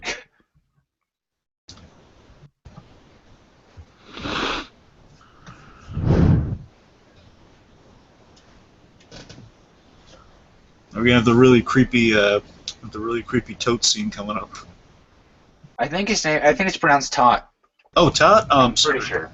Sorry, actor Trace, who has portrayed Tot. I don't think his name ever even said in the movie. No. No, I assume it's like an action figure thing. People finally figure it out. Like, oh, that's what the guy's name was. I only know his name from Lego. Well, I mean, we just nickname him Lennon. Oh, I'm going to call him Tot or Tote. Well, I prefer Tote because it's easy to remember, like Tote Bag. Yeah, all right. Tot, no problem. We could call him Tater Tot. Yeah, exactly. With Todd, it's just like this is a creepy Heil Hitler. Yeah. Oh God. That's a great shot, though. The scar on his hand. Yeah, the scar on his hand. And the fact that's what they've been using to kind of get the staff right. Exactly. Talk about palm reading. Yeah. Imagine how like Ronald is feeling. Like with wearing all that costume. Oh yeah. Well, remember, huge leather jacket. Believe it or not, when you wear like a lot of layers like that, especially in the Old West, that would actually keep you cool. You'd be, shielded from the intense blaze of the sun. True. That's true. Yeah. It's usually like long coats and stuff, though. But he's wearing all black, but at the same time he's kind of fully covered. So I don't know. He might be a little in blazing heat. He might be cool. I mean, he's still gonna be uncomfortable, but he might be cooler. Well, one way to stay cool in the desert is travel at night. Well, certainly. But he's got places to be. And we get an awesome shot coming up right here. Yeah, this is one of my favorite shots. Is the shot. He puts on the hat. Yes. That looks so good. Otherwise, you wouldn't be able to tell he's indie. I think this shot is one of the most reminiscent of 1930 serials. Oh, yeah. I just think it's kind of funny that if he wasn't walking around, he didn't put on the hat, and you say, "Is that indie?" Right. What's up with this guy here? Dramatic effect. Well, I think it might be the Ark, actually. That's always kind of how I read it. There's a theory, though, because we see actually later on the Ark kind of burns a hole in the side of it. So the Ark is kind of like, it's being moved and it's being handled more than, it should be like in a stationary location, so moving it's a bad idea. Mm-hmm. And I guess that's kind of the thing of like, I mean, right now it still might draw like a lot of supernatural stuff in that certain area, so I don't know. Maybe when it strikes nighttime you get like random lightning around this one spot. Perhaps. I'm just theorizing at this point. And also, dramatic effect. What do you say? Yes, that too. That's the main reason. But again, I like the atmosphere of this. I love that this whole journey to get the Ark takes place from day to night, and by one time they emerge from the hole, it's daytime. It's the next day already. Mm-hmm. Inconsistency, or did it take 12 hours? No, it took a long time. I assume it took 12 hours. It doesn't go from day to night. It's still nighttime the whole day. It's timetable there. I love this though. I love the jump scare with Solak. He sees the Anubis head. Ah!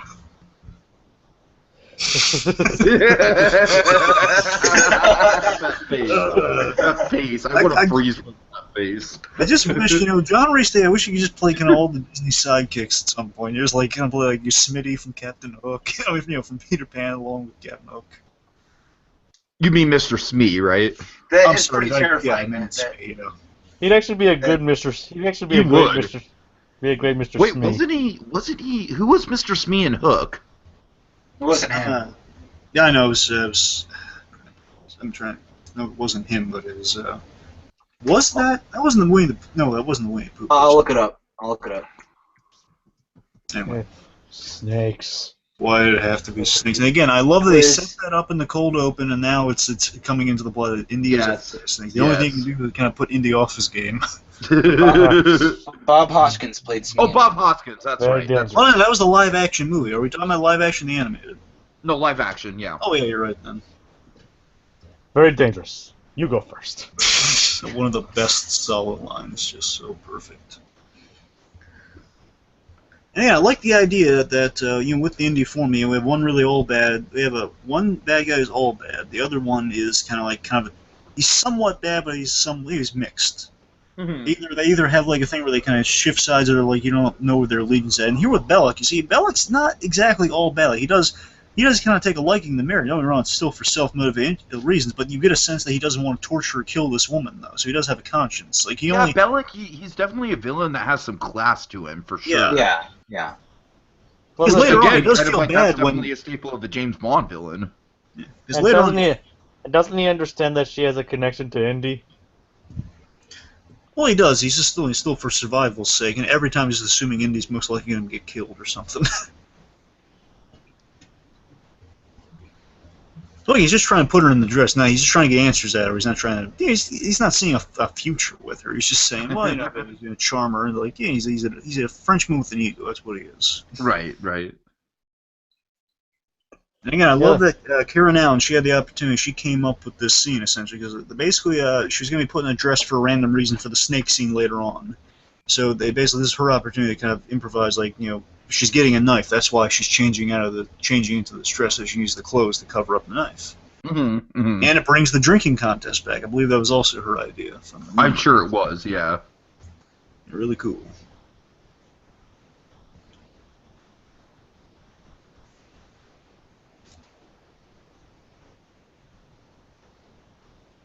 Sorry, we're just kind of caught by Karen Allen's beauty.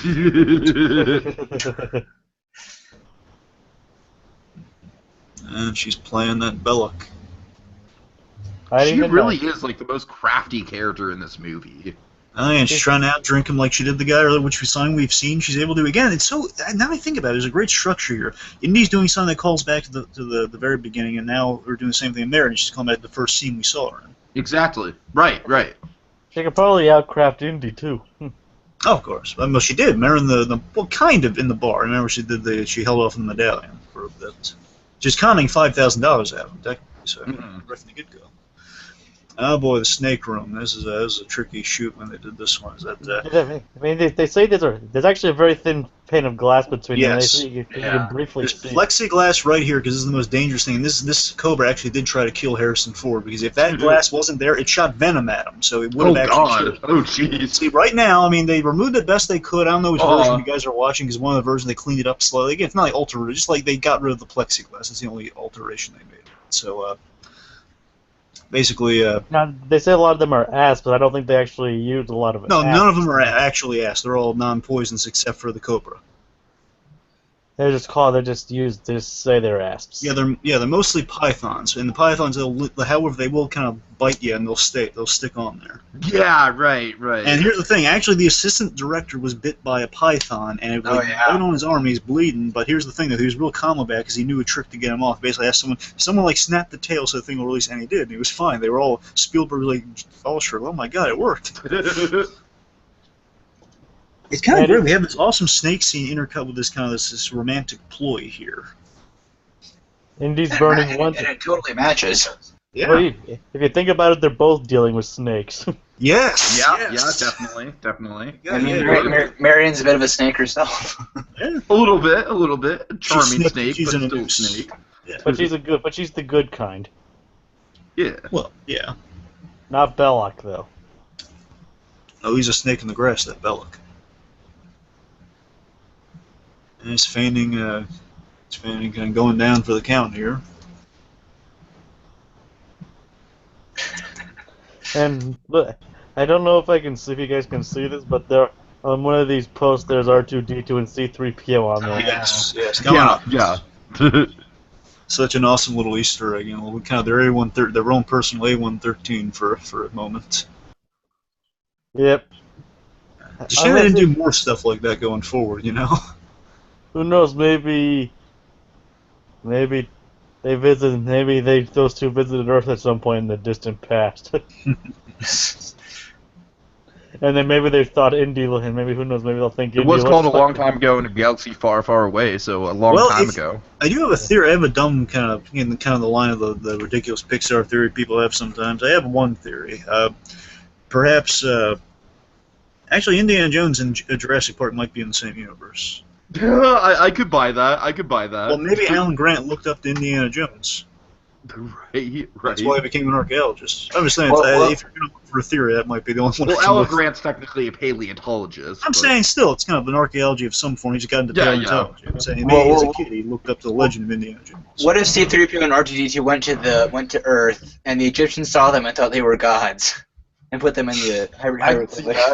That'd be cool. And then that would mean Star Wars, Jurassic Park, and Indiana Jones are all in the same universe. You see, the new Indiana Jones is going to be the long-lost crossover with E.T. Oh, God. Oh, no. It's going to take place in the 80s, so it all matches up. Don't give them any ideas, Dragon. Oh, relax. Along with Yoda's cameo. Oh, God. Well, yeah, how else are they going to get all the Now, toys? I am thoroughly convinced that E.T. and Star Wars is the same universe. All right, let's not get off track here. Back to Indiana, right? I love that scene. Alan Grant might have been a student of Indiana Jones. Dragon, that's true. Dragon, that's the point of these conversations, to get off track. She pulls a knife on him, he just laughs. They're both laughing their heads off here. Then we have the other kind of the famous torture gag. I love it when this comes back here. When I remember what was the other film they tried working it into, but they thought it worked better than this one? There was a film with, I forget if he was trying to do it with Christopher Lee or someone. It was might have been 1941. He tried working it into. He's tried working it a few times. Yeah, but it definitely works better here. Yeah. Such a Bond phrase, always overdressing for the wrong occasions. Here we go. This is awesome. Here, it's such a. Oh my God! Yes, yes. Again, it's like it's a tense floored scene. me A when I little bit of rewatched humor. it. This absolutely floored me. It's gonna like beat her to death with nunchucks. No, it's coding. And just the sigh of relief and Bellic kind of rolling his eyes like, oh, this guy. Right. And again, you see Bellic's kind of on the girl's side. You know, again, he's trying to get answers out of her the kind of the easy way, and then we have this guy coming in, and we know this guy's psychotic. So I just realized how big that guy's mouth is. don't mess with the Gestapo. They like fire pokers. Oh, they do. I'm guessing the sides come down too as well. It's not just the lid, or it's all connected or something. I don't know. Let's just think how he doesn't admit. Did we just say how great the design of the Covenant is? The art. Oh, absolutely. Yeah. Great job. I think Spielberg once joked about, or someone joked about making the Ark of the Covenant into like a coffee table or something. I don't know if that's totally if he actually. see that. I could totally just see Spielberg having that in his house as an actual. I don't thing. know if he actually I don't know if he joked about that or if he actually has that. I The could point is, see like, him actually having it in his house as a coffee table. that would be cool. Is that prop? Yeah. Oh, sweet. And you use it as like a coffee. Put a little protective cover on the like glass on the top of it. And you just put. Well, as the prop, it's either in Amblin's office or Lucasfilm's office, Right, sure. or maybe even ILM's office. Or maybe it's still in the warehouse. Well, remember they had to reseal it up though. Well, yeah, but it's still there. Well, maybe someone took it.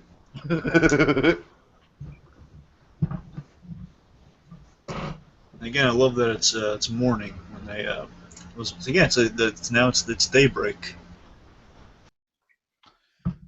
Yeah, I mean, this movie, it takes place over like maybe 3 days. Let's see, it's 1, 2. Well, I think there's a gap. I think there's a gap of several days between the temple scene and the school scene. Well, Yeah. I'm not really counting the temple scene. That's kind of a cold open, but yeah. By the way, it's kind of funny. The snakes they put there were hoping they were going to be repelled by fire, but no, they actually went towards the fire when they shot it. So this whole fire thing is doing actually didn't work in real life. And Solid dropped the rope. Yep, and that's for a reason.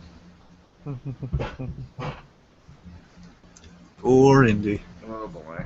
Again, this is the premise of the character. He's out of one mess into another. He got past the snake fear, and then he's stuck back down there with Right. Marion in tow.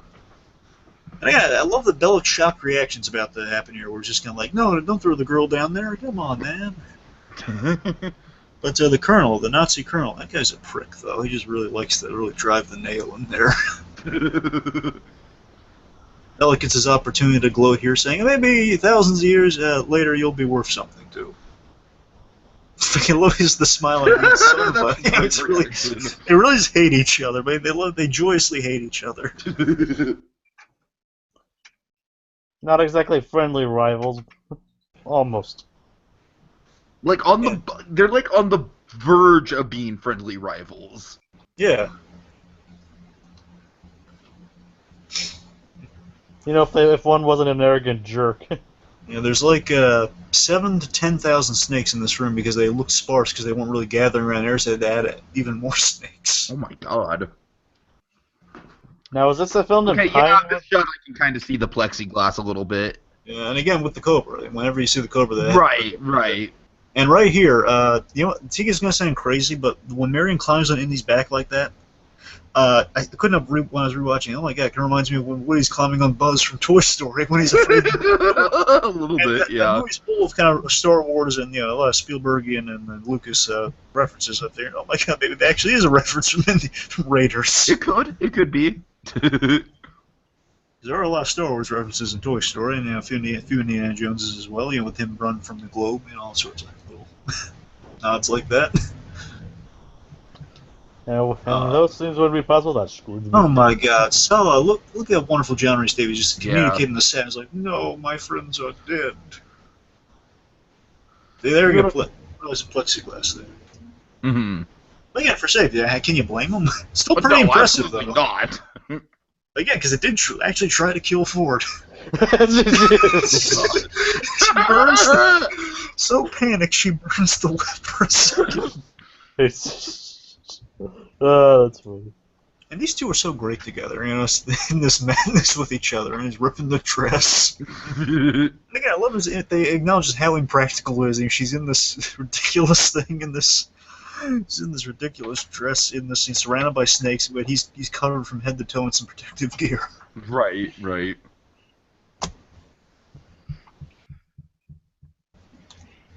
And I gotta tell you, coming up is probably the most well-directed scene in the whole film. The whole well-directed sequence of the plane fight. Mm-hmm.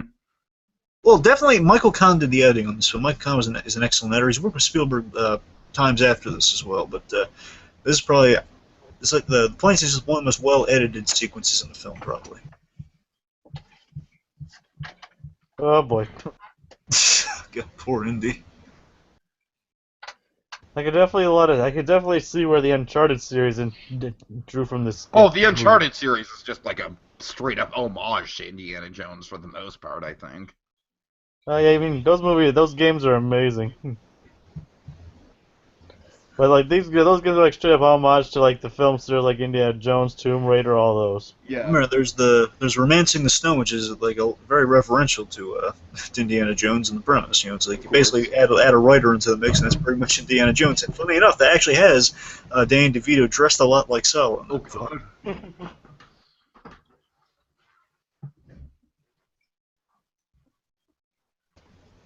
And Yeah, it looks pretty dead on for Cairo. which was actually directed by another Spielberg regular, Robert Zemeckis. Absolutely. And this scene's really creepy coming up here. Oh yeah. The poor women of Indiana Jones have to go through so much because they're always face to face with some of the most. And I wouldn't want to be in their shoes either, being surrounded by dead bodies, by bugs, by rats, by snakes. That's like oh hi. Oh. God, just surrounded by corpses. And again, PG, folks. It's a PG family And film. this is definitely a scene that was emulated in The Ride. Yep. Probably like the second scene in The Ride is like this Oh, whole crypt God, full the of snake skeletons bit's and so- everything. Oh gosh. That snake bit's so creepy. Yeah, How are they all like this? They just mummified and leaned against the wall or something, or? Oh yeah, it's like the cases or something might have been Am I And falling out of cases over time? Is that possible? And it doesn't Like, even phase. And it doesn't even phase Indy at all. He's like, yeah, this is old stuff to me. Here we go. There's the big plane scene. There's another famous. There's so many famous scenes in this film. Dragon, correct me if I'm wrong. This is the scene they emulate in the Stunt Spectacular, right? It is. Yeah, it's this scene and the opening, really. Those are the two main scenes. Also, a little bit of my favorite, when they're in the marketplace. A little bit of that, to my recollection. It's been years since I've seen it. I remember watching something about the Stunt Spectacular. This scene definitely is replicated in there. This is Like, the biggie, it starts out with the temple, and then doesn't the theater don't the walls come down, and then we get this on the outside? Yeah.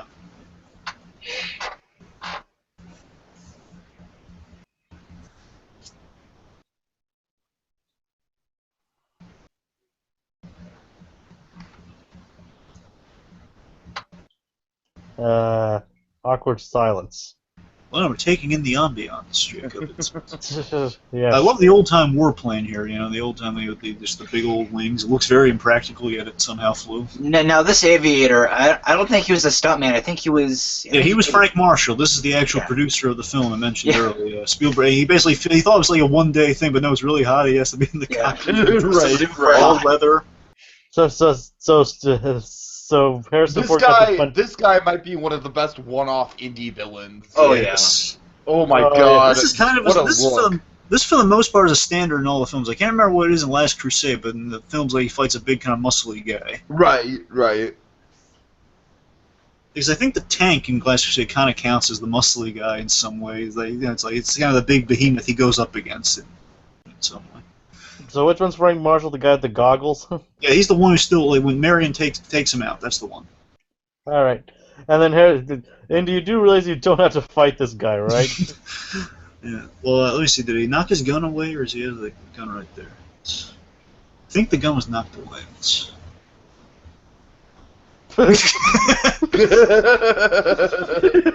Again, Harrison Ford is a genius of the physical comedy here, and we just kind of taking these bunches. There's a lot of improvisation around the scene. It wasn't as heavily storyboard as other sections of the film. There's a lot of great gags in the scene. Just they kind of came up with this on the day. These fight scenes. I'm sure Harrison Ford had a lot to do. And there's Frank Marshall, right? The one who's in the cockpit shooting at her. All right. Yeah, that's the little mustachioed Nazi. Isn't that Lance Armstrong? No, not Lance Armstrong. Vic Armstrong? Well, Vic Armstrong. He's a stunt double for Indy. Yeah, that's the thing. And here's the thing. You're right. You're half right about this because Harrison Ford in this scene. Yeah, right now when the plane's moving, there's a shot. You're not going to see it here, but basically the plane ran over his knee, his left knee, and basically he put like separate ligament in his leg. So that's when. Man, what is it with Harrison Ford getting leg injuries? Yep. Again, at the tradition of Indiana Jones, he constantly hurts himself in the Indiana Jones movies. Yeah, and Star Wars, but that's kind of a new development. I'm just saying he's always hurt himself in the Indiana Jones movies. Yep. So like right here, like when the plane's coming around, there was a scene where it just like it went crunch, like probably right there. Ran up right over his knee, and thankfully it went over quick. Otherwise, it would have been serious trouble. It would have like totally crushed his leg. Just his knee is. I mean, again, there's guys pushing it in certain scenes, so maybe that's, I don't know. Probably they didn't have like actual plane treads on there. Right. Only if it's still pretty heavy, something. Yeah, so it's still a plane. Yeah, I'm saying I don't know how he managed it either. I'm amazed as you are. There's probably some kind of cushioning involved, or like knee pads, just so it wouldn't have full impact or something like that. I'm amazed his leg didn't break off. It sounds like he separated a lot of ligament, a lot of damage. Don't get me wrong, to his knee. Oh yeah. He probably felt that for quite a while. Absolutely. But again, remember, Temple of Doom is where he suffers his most severe injury ever. Yeah. What was that again? Well, that was the back injury. Oh yeah. Oh yeah. But yeah, man, this fight scene's so awesome. It still holds up so well. You got all this dangers looming around them because you know at any moment it's gonna burst the flame and things are gonna get really tricky. Marion's stuck in the cockpit. And I love that she's involved in the action too. She's shooting the gun and everything. It's really yeah. She's very useful in the fight, even though she's kind of on the sidelines. I love how this guy doesn't even say a word. But he's so eager to fight, though. And I love just the moment he loves. Brutal death. Yeah, again for kids. PG. A family picture. Well, you know. Picture. Good night, everybody. Yeah, but yeah, man, I love the mustachioed guy. Now we can reflect on that he's passed, unfortunately. Again, he was like, I love he gave India Monk because he really wanted to fight Indiana Jones. This guy's causing so many problems with us trying to get the Ark. I don't want to fight this guy. Good night. And then Belloc just kind of showing up here saying, Jones. Did anybody feel in the mood for minced German?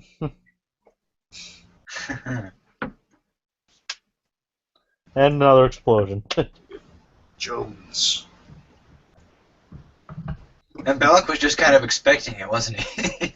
Pretty much. Like he knows it's Jones. And this is so. Look at this nice moment. Sally here says, "Holy smoke, my friends! I'm so pleased you're not dead." Yeah,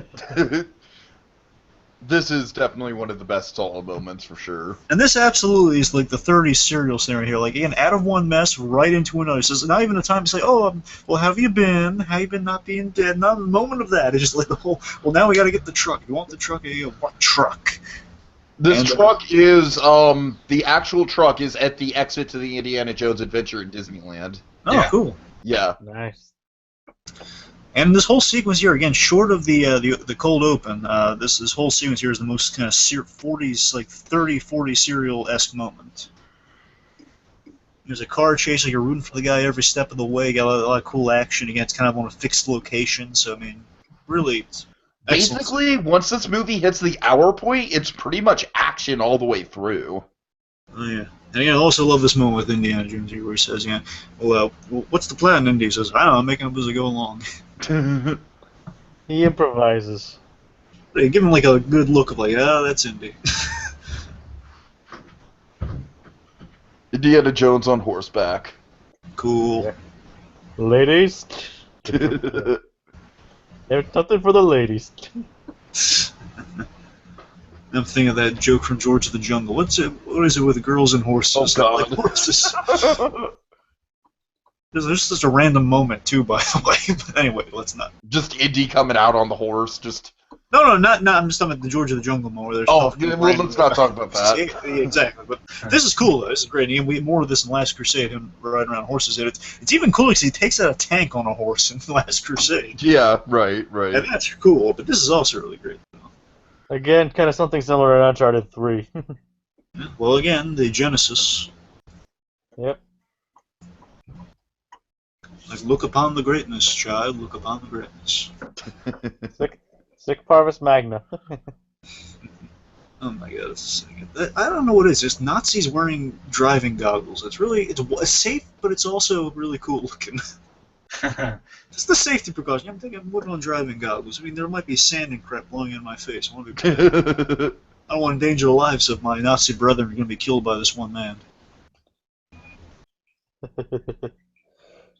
Yeah, Jones is a one-man army. Yeah. He took down the Nazis. He can take down the Nazis in no time flat. Yep.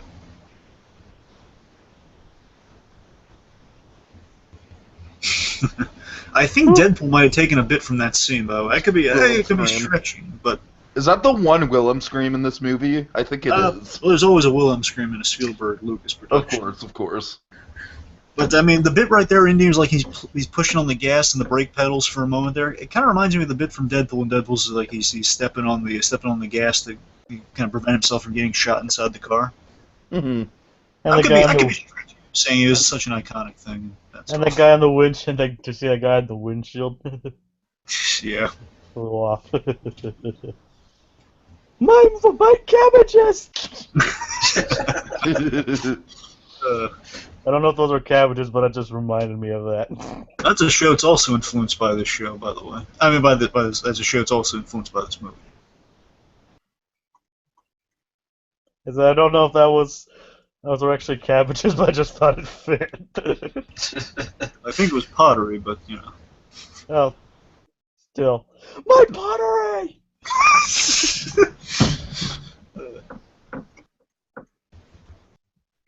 Yeah. I'm sorry, I don't really have much to say because I think this scene just kind of speaks for itself. It's just so well paced. It's one man with a lot of road rage. That's what it is. He really hates Nazis and how they drive. He just really does. I don't know what to tell you. It's like he's a mom on his way to soccer practice or something. Oh, God. He's a man with a mission. The kid is the Ark of the Covenant, and the soccer ball's the tablets inside. Wow, that's still a spectacular shot. Yeah. How did they do that? Well, it's ILM shot, obviously. It's probably like a matte painting or something. Oh, like that makes sense, yeah. Maybe not a painting, but a matte picture. I wouldn't be surprised if they somehow rigged it with models somehow. You know, like they superimposed the image of him falling over the image of the cliff. Yeah. Knocked out, destroyed by trees.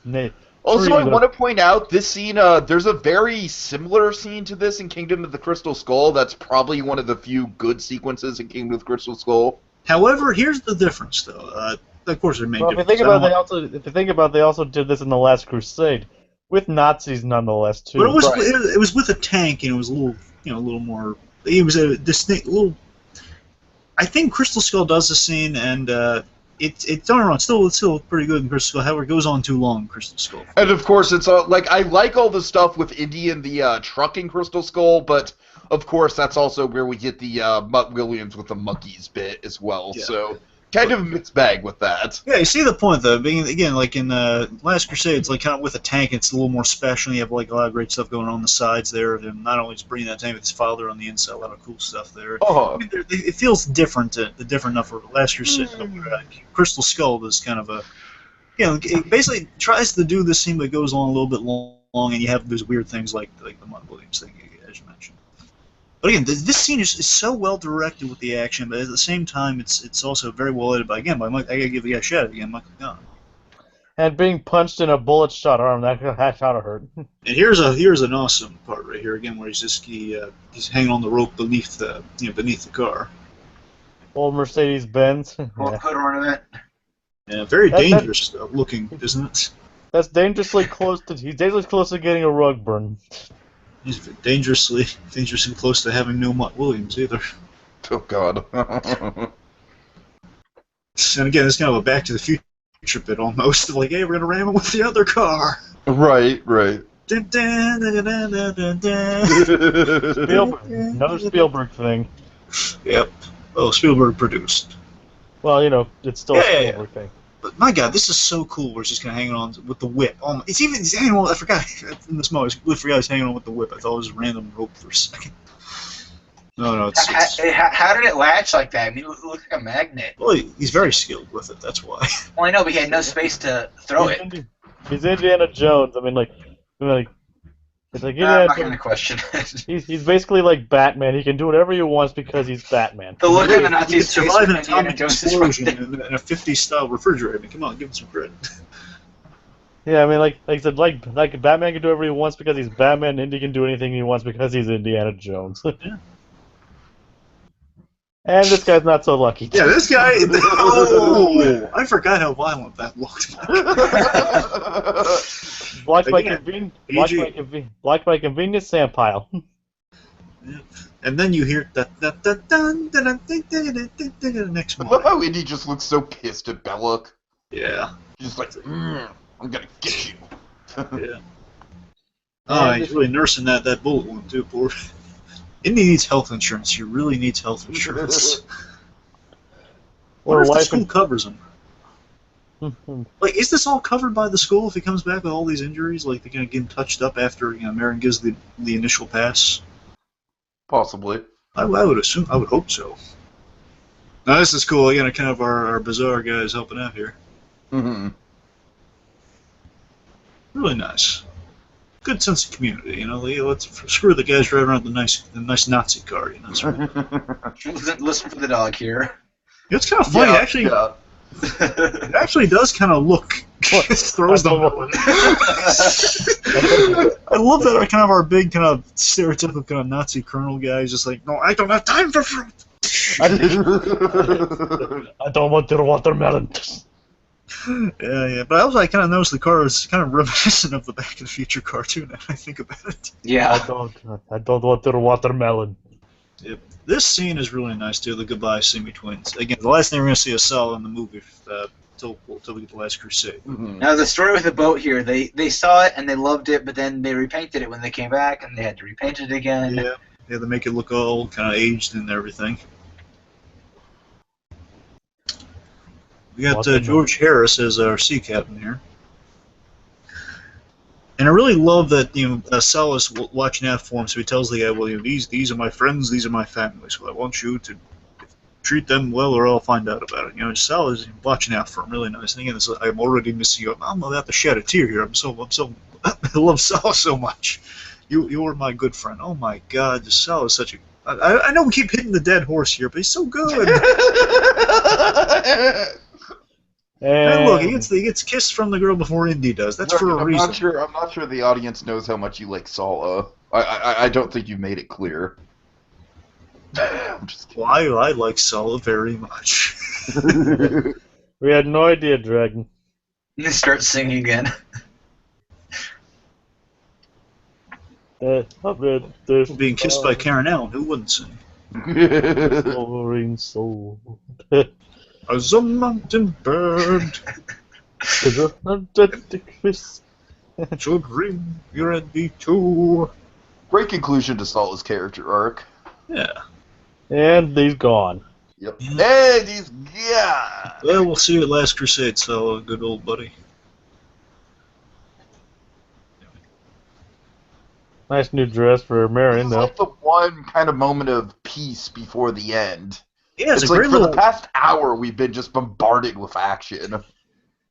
Yeah, it's a great aftermath to the battle. I like that it's like Amazing Spider-Man kind of took their stab at this scene. You can definitely tell it's heavily inspired by this. There's so many movies that are inspired by this movie, of course, but I love that.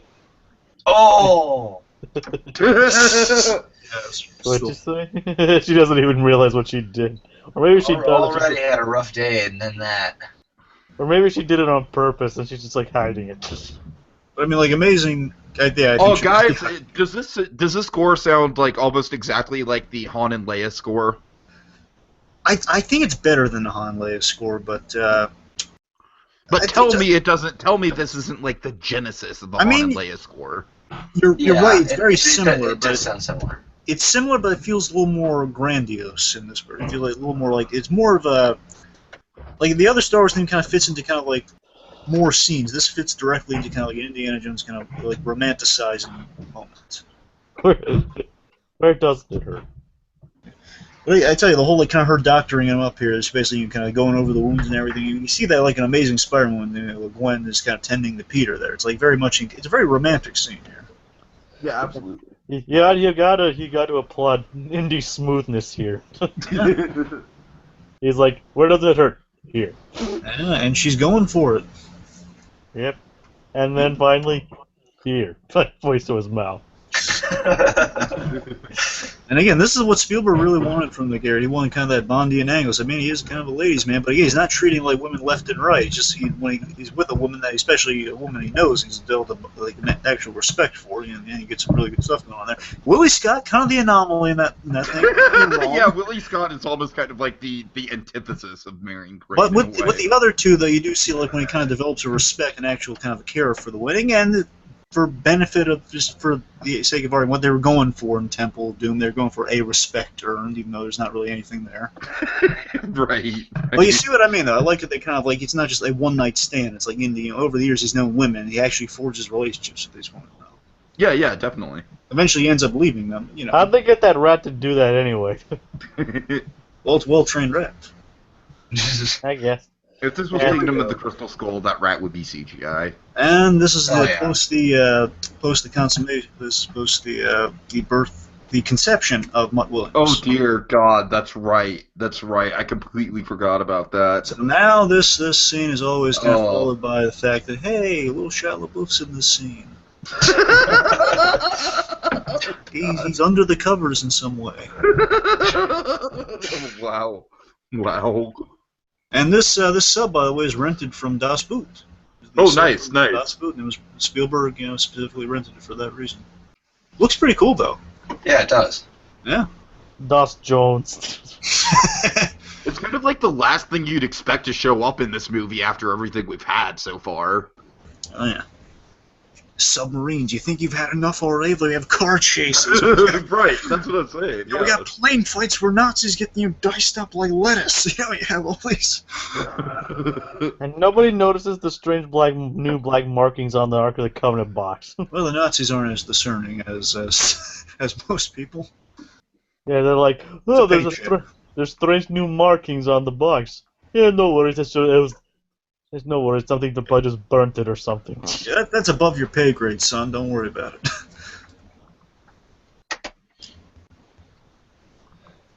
Now, there is one weird thing that happens here. How is Indy able to hold his breath when he's underneath the sub? I mean, I know we're not there yet, but how is he able to hold his breath? Yeah, where do those things lead anyway? Yeah. I'm just asking what big tuba thing he's in. Like, he was always a part of the ships. Like, what's that on anyway? That's like part of a furnace or something. That's the real question I have. Like, how the heck did he get in there? He's just holding on for dear life or something. Yeah, in a curved tube. Yeah.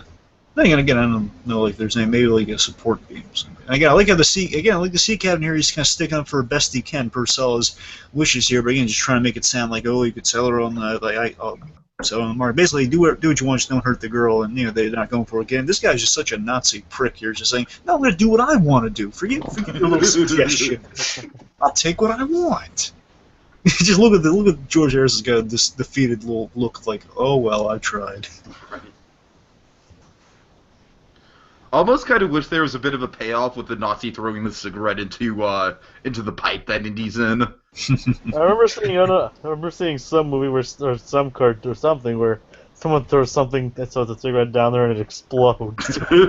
Well, I remember Courage threw up in one of those, and then the ship got sunk. And Courage. Oh yeah. He couldn't just vomit overboard. I mean.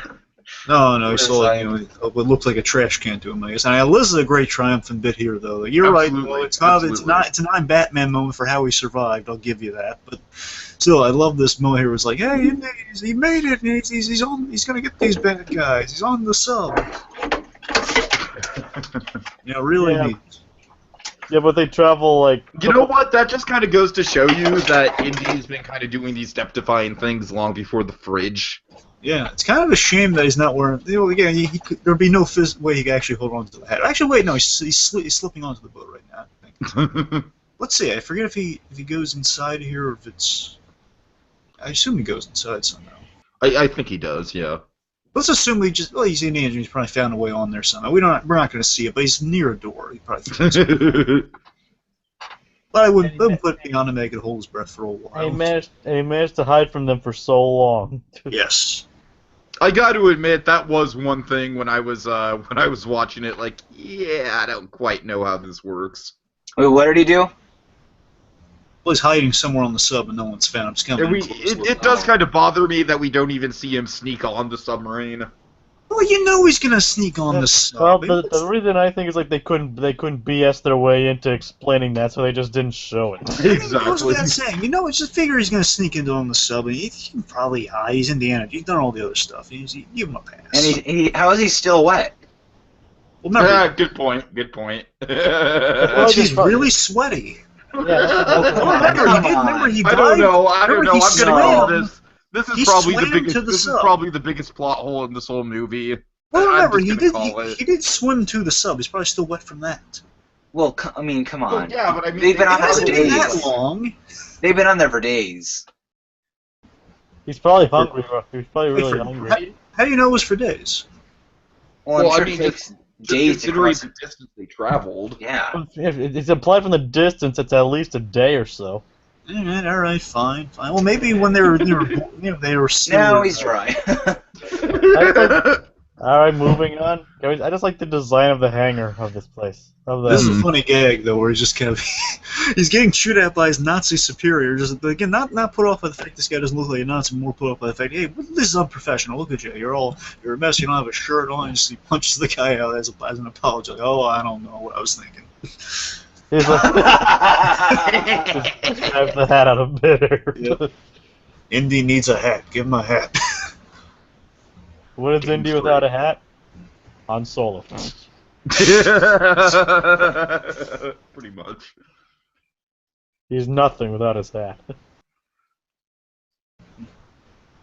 You know, I like it being brought up. Again, it does have some point. Like, what the Nazis have any gripe with the Jewish ritual nature of it. Irony. Yeah, they're showing the Nazis really did make the most amount of sense. They really didn't. I know it's an obvious statement, but they just like kind of addressing it for the kiddies out there, because there are kids watching this gory PG movie. Like I said, this movie would have been rated R. Almost was rated R. Well, it probably would have been rated PG-13, but... Well, remember, there wasn't a PG-13, though, so it would have been PG or R. So it almost was R at one point, like specifically because of the scene at the end. Yeah, they had to do some cover. We'll get there. The scene at the end, I'm still surprised they got away with that. I'll tell you some of the ways they got around that, by the way. We'll get there. It's like basically one way. I love this bit. I love the gambit here. I love the whole, like, when he threatens him with the rocket launcher here. Like, this is such a great kind of... Which he's actually holding backwards. Oh, really? Oh, God. I was so caught up in, like... I believe someone pointed out to me that he's actually holding it backwards. Holding what? The bazooka. Yeah, I mean, I might not be wrong. I might be wrong, but somebody once told me that he's holding it backwards. Let's get a look at it when it. Now Todd is hot.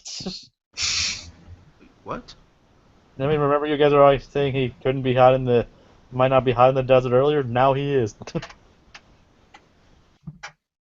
And this is where Dragon, are you on what we're saying here about him? This is where R2-D2 got shocked by the Jawas. Yes. We're out to see kind of the rocket launch. Well, the bazooka bit. We'll see if it's backwards, and I just pay attention. No, maybe not. I was probably wrong. Nope. I don't know. I mean, there's the sight right there. I mean, maybe if they built it backwards. Otherwise, it looks pretty straightforward to me. I don't know. Yeah, I don't know why somebody told me. Somebody said it was backwards. Yeah, that's the little warhead thing. Yeah, I mean, I was wrong then. So he said, I don't know where I heard that, but somebody once said it was. Maybe in just one scene, possibly. I don't know. Why did Belloc take it? Oh, God, you see that? Belloc just ate that fly. I just saw that. Oh, God. He's got to notice Belloc kind of took his jacket back. He gave it to Marion as kind of a chivalrous gesture, but now she's just kind of walking into the desert, kind of. I'm sure it's hot out. Well, yeah, I would still cover up. I mean, he's wearing it. Might as well put the burden onto her a little bit. He's not all nice to her. But this is such a great ploy by Belloc. Again, it's really shown the kind of the bonding connection these two guys have to each other. They kind of know each other like a book almost. Like, as Indiana Jones won't. He stands up to the Nazis and says, "Well, look, fine, blow it up, but you'll be destroying a piece of history, which I know you never do." And again, he has him over a barrel. Again, Indiana Jones is defeated by Belloc. Yes, absolutely. That is. I think that is probably the definitive Belloc moment right there. He's playing. It's like a game of chess for Belloc. Yes. Moriarty versus Holmes playing chess. That's what again, just unfortunately our guy keeps losing. But until Belloc paints himself into a corner. Yep. It's funny how in most of these movies, Jones the Indy doesn't even defeat his enemies by himself. Well, let's see. There's he defeats him in Doom. Mostly they undo themselves. Like the only enemy he really beat himself was Mola Ram, because he kicked him into the Lake of the Gators. Yeah, that's the only one who really. You're right. Temple of Doom's the only one who are actually kind of physically. But they always meet their end, but by not doing a stupid thing. That's usually how. Well, I mean, in this one they're killed by the Ark of the Covenant, and the. Spoiler for this 20-year-old movie. In the last Crusade, Jacob. You know what? That's great. Thanks. No, I'm kidding. In the last Crusade, 20-year-old movie. Well, 30-year-old more actually. 35-year-old. 35. 81 to 96 to 2016. And as I was saying, I'm sorry. in Last Crusade, the guy drank from the wrong. Holy Grail. Oh, yeah. And then, of course, Kingdom of Crystal Skull as well, you have Kate Blanchett. Like, basically, they kind of rip off the Raiders ending with King of Crystal Skull. Well, basically, with the exception of Doom, they all defeat themselves. Yeah. That's what you're saying, Jacob, right? Yeah, but I said basically, except for Doom, they all basically undo themselves. Yeah. How does she die in the Crystal Skull? They overload her mind with knowledge, and she basically Yeah, dies. it's essentially the same thing as Raiders, honestly. I love this because it does make sense after all these years. Tablets might not held well together. Again, it's been many years since they've kind of turned the sand by now. That's the gag. Right, right. However, the knowledge and everything. Well, not knowledge. But, they got me thinking of knowledge. the kind of the transmitter to God still activated here, and mainly I believe that I think I read somewhere like angel. It's really associated with the angel of death, and that's why everyone gets killed here. That's really what's inside the Ark. It's like. Really, I always took it as that what was inside the Ark was so, like, mind-blowing that it literally kind of just melted their minds. Well, I'm saying that's specifically like kind of the ghost. That's what they specify the ghosts are coming out. I mean, it's basically you're right though. It's generally that's what it is. Just like so you can't handle what comes out of there. Yeah, right, right. Just saying, like people looking for rationales behind what the ghosts are. Or some people say angel of death. I don't know. That's what I hear. Fair enough. It's not meant to be seen by mortal eyes. Yes, and I love that again. He took Sala's warning to heart. You really shouldn't be opening that thing. And again, I love that saved Indy doing the smart archaeological thing here. Says heed the warning, closes his eyes, does Mary do the same, and they survive. It was ultimately them, the Nazis, tying Jones and Marion up that they survived. Yeah. Right, right. I love the ethereal look of this scene. Oh, yeah, it's very good. And I believe either. Nah, never mind. That was wrong. I was about to say it doesn't matter. The effects here, though, these are great effects, and they had to censor the middle. Belloc's in particular, because Belloc, his head explodes quite literally. And you can't really get it. Let's just say you can't really get away with the scanners effect back then in a PG film, so they had to cover that up with flame. Again, it doesn't hide it at all, but cover up with some flame, and that'll get you the PG. I believe they did all these ghost effects in fish tanks. Yes. This is my personal favorite death, though, right here. When I first saw that, it almost gave me When I first saw that face, it almost gave me nightmares. Which one, the Colonel or Totes? When Totes has his eyes melted out and everything, his face basically melts. No. I'm talking about the ghost making that scary face. Yeah, that's the face I'm talking about. Yeah, but I'm saying like my favorite death in this scene is probably Totes with the face melting. Like there's the suctiony death on the Colonel, where his face just kind of implodes. Ugh.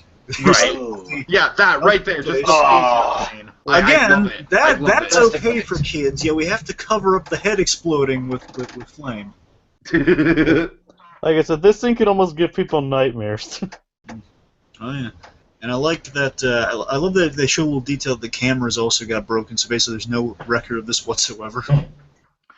They kind of emulate this motif in the Indiana Jones ride with they have the giant idol and you can't look into its eyes or else and that's kind of like the incendiating incident as you look into the idol's eyes. So not exactly the same thing, but kind of the same basic idea. I love seeing the heavens part in the clouds up there. I thought that was a really nice touch. And again, it lands right on the moon. Fun little fact you guys probably already know, Belloc was supposed to make a cameo in Temple of Doom. Belloc? Yeah. I mean, I'm not sure how they doing that. Well, no, Temple of Doom's a prequel. Alright. I hate that it's a prequel. I'm going to rant on that when we get to that movie, by the way. I honestly don't mind. It seems someone... We'll get to it. Doesn't matter. Yeah, I don't know how they would have done that, but I think that would have been a little bit cool. Well, they would have put him in the opening scene. That's what they would have. Oh, wait. Well, what do you mean? Temple of Doom doesn't have an opening scene. Well, Tiki and I had this argument already. We'll tell you. Yeah, later. we did. We'll save it for Doom. All right. Anyway, this scene though, again, this is just showing you again, kind of about speaking of Belloc, his words were kind of true. That Indiana putting his trust in the wrong people. They've done wrong. India puts his trust in some really good people like Sulla and Marion. At the same time, though, the Army intelligence guys, they do kind of screw him over, and that the idol, the Ark of the Covenant is not in a museum; it is in their own personal place. Mm-hmm. Yep, screw him over in the end. Our good guy gets screwed over. He just wanted one simple thing: put it in the museum. Does not get to go in a museum. They should just open up the Ark and these G-men here. Well, again, they don't have them. The G-men have the Ark now, but the minute they open it up, they're going to be goners. But at least it seems like they're not going to open it up. And these guys are. Well, it's probably a good thing they don't put it in a museum after what just happened. Yeah, fair enough. Fair enough. Indy, he knows what the thing's here. He would warn them, don't open the thing, just look at the sides and examine. Yeah, but even still, like, they'd have to have that thing in like a glass case to make sure that nobody just accidentally just was stupid and went up and opened it on their own. And thus everybody on Earth dies. Right. I don't necessarily think that's a risk that any museum would be willing to take. Yeah.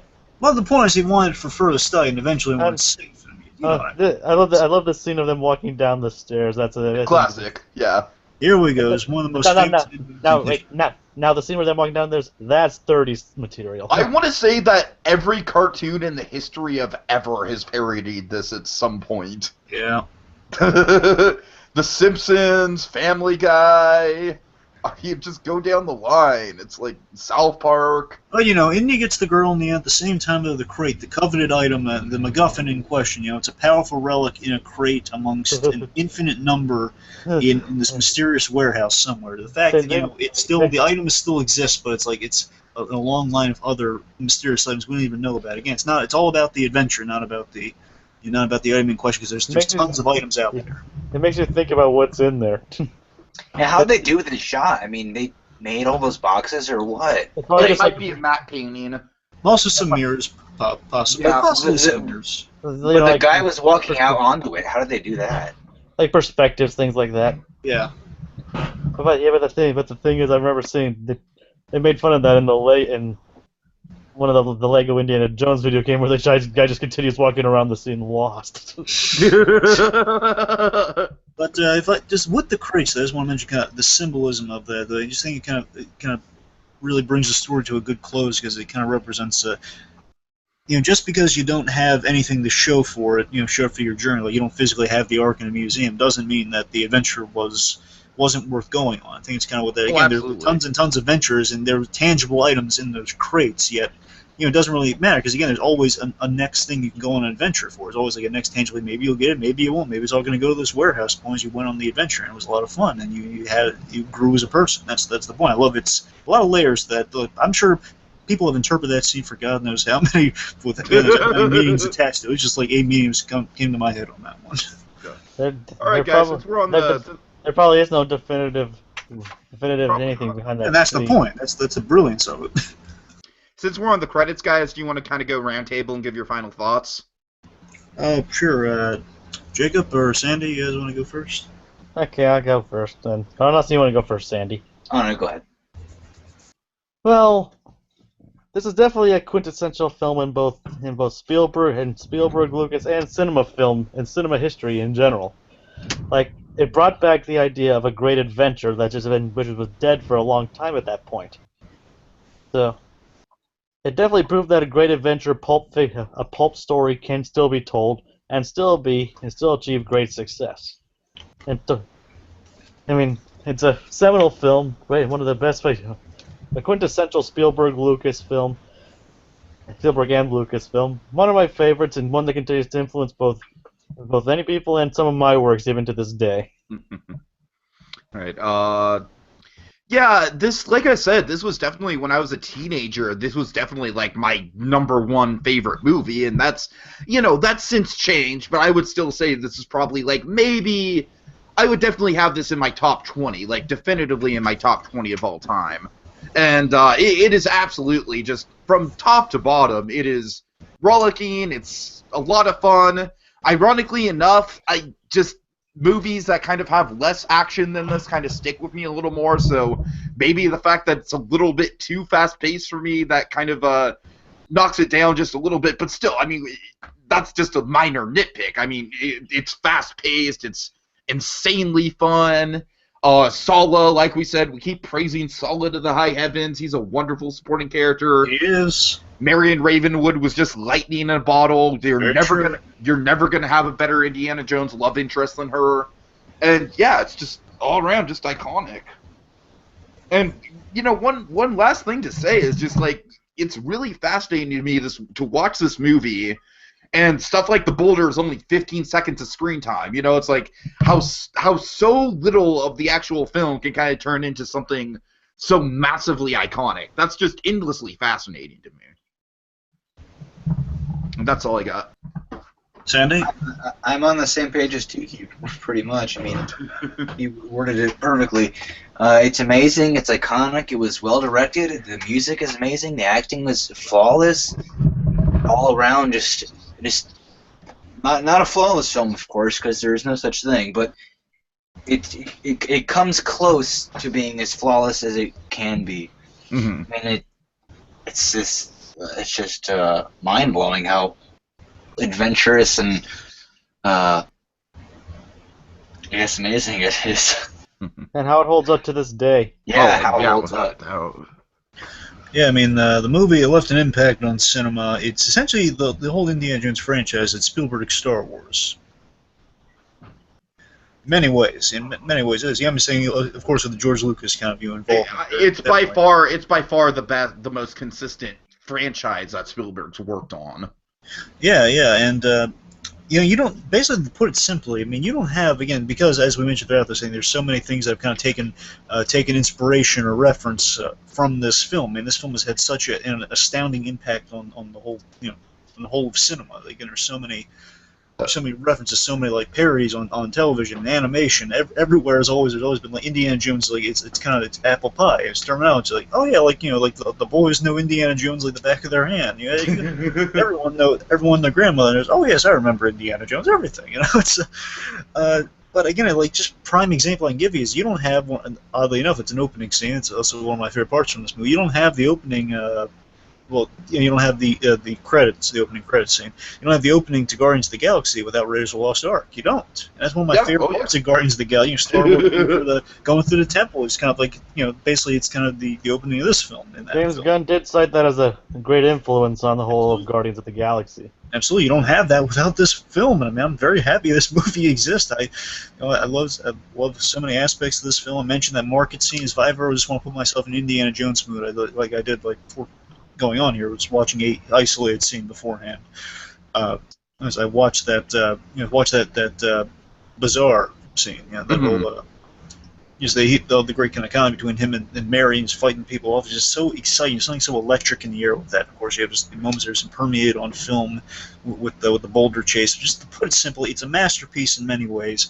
I enjoy it. I still enjoy it to this day, and my God, it's a testament to Spielberg and Lucas as kind of a team working together, making some really, really good stuff happen. And again, just kind of Harrison Ford, delivering the lines just in a way that just is echoed through the walls of a film library somewhere. All right, great. Thanks a lot, folks, for joining us on the first of this Indiana August. We are going to be covering all 4 of the Indiana Jones films, as well as some speculation about what's to come in the future. I'm very excited about the next podcast because we're doing Temple of Doom, obviously, next, and that's just such a divisive film that I just know it's going to lead to some really, really fun conversation. Don't worry, we're leaving our guns at home for that one. So, Or you mean our walkie-talkies? Oh God. Well played. Well, no, we're gonna have to fight with swords because we left our guns at home. That's why. All right. Well, folks, it's time to seal up the crate, return home, and hang up our hats until the next adventure on Indiana August. But Tiki, who's locking it up? Top men, Jacob. Top men.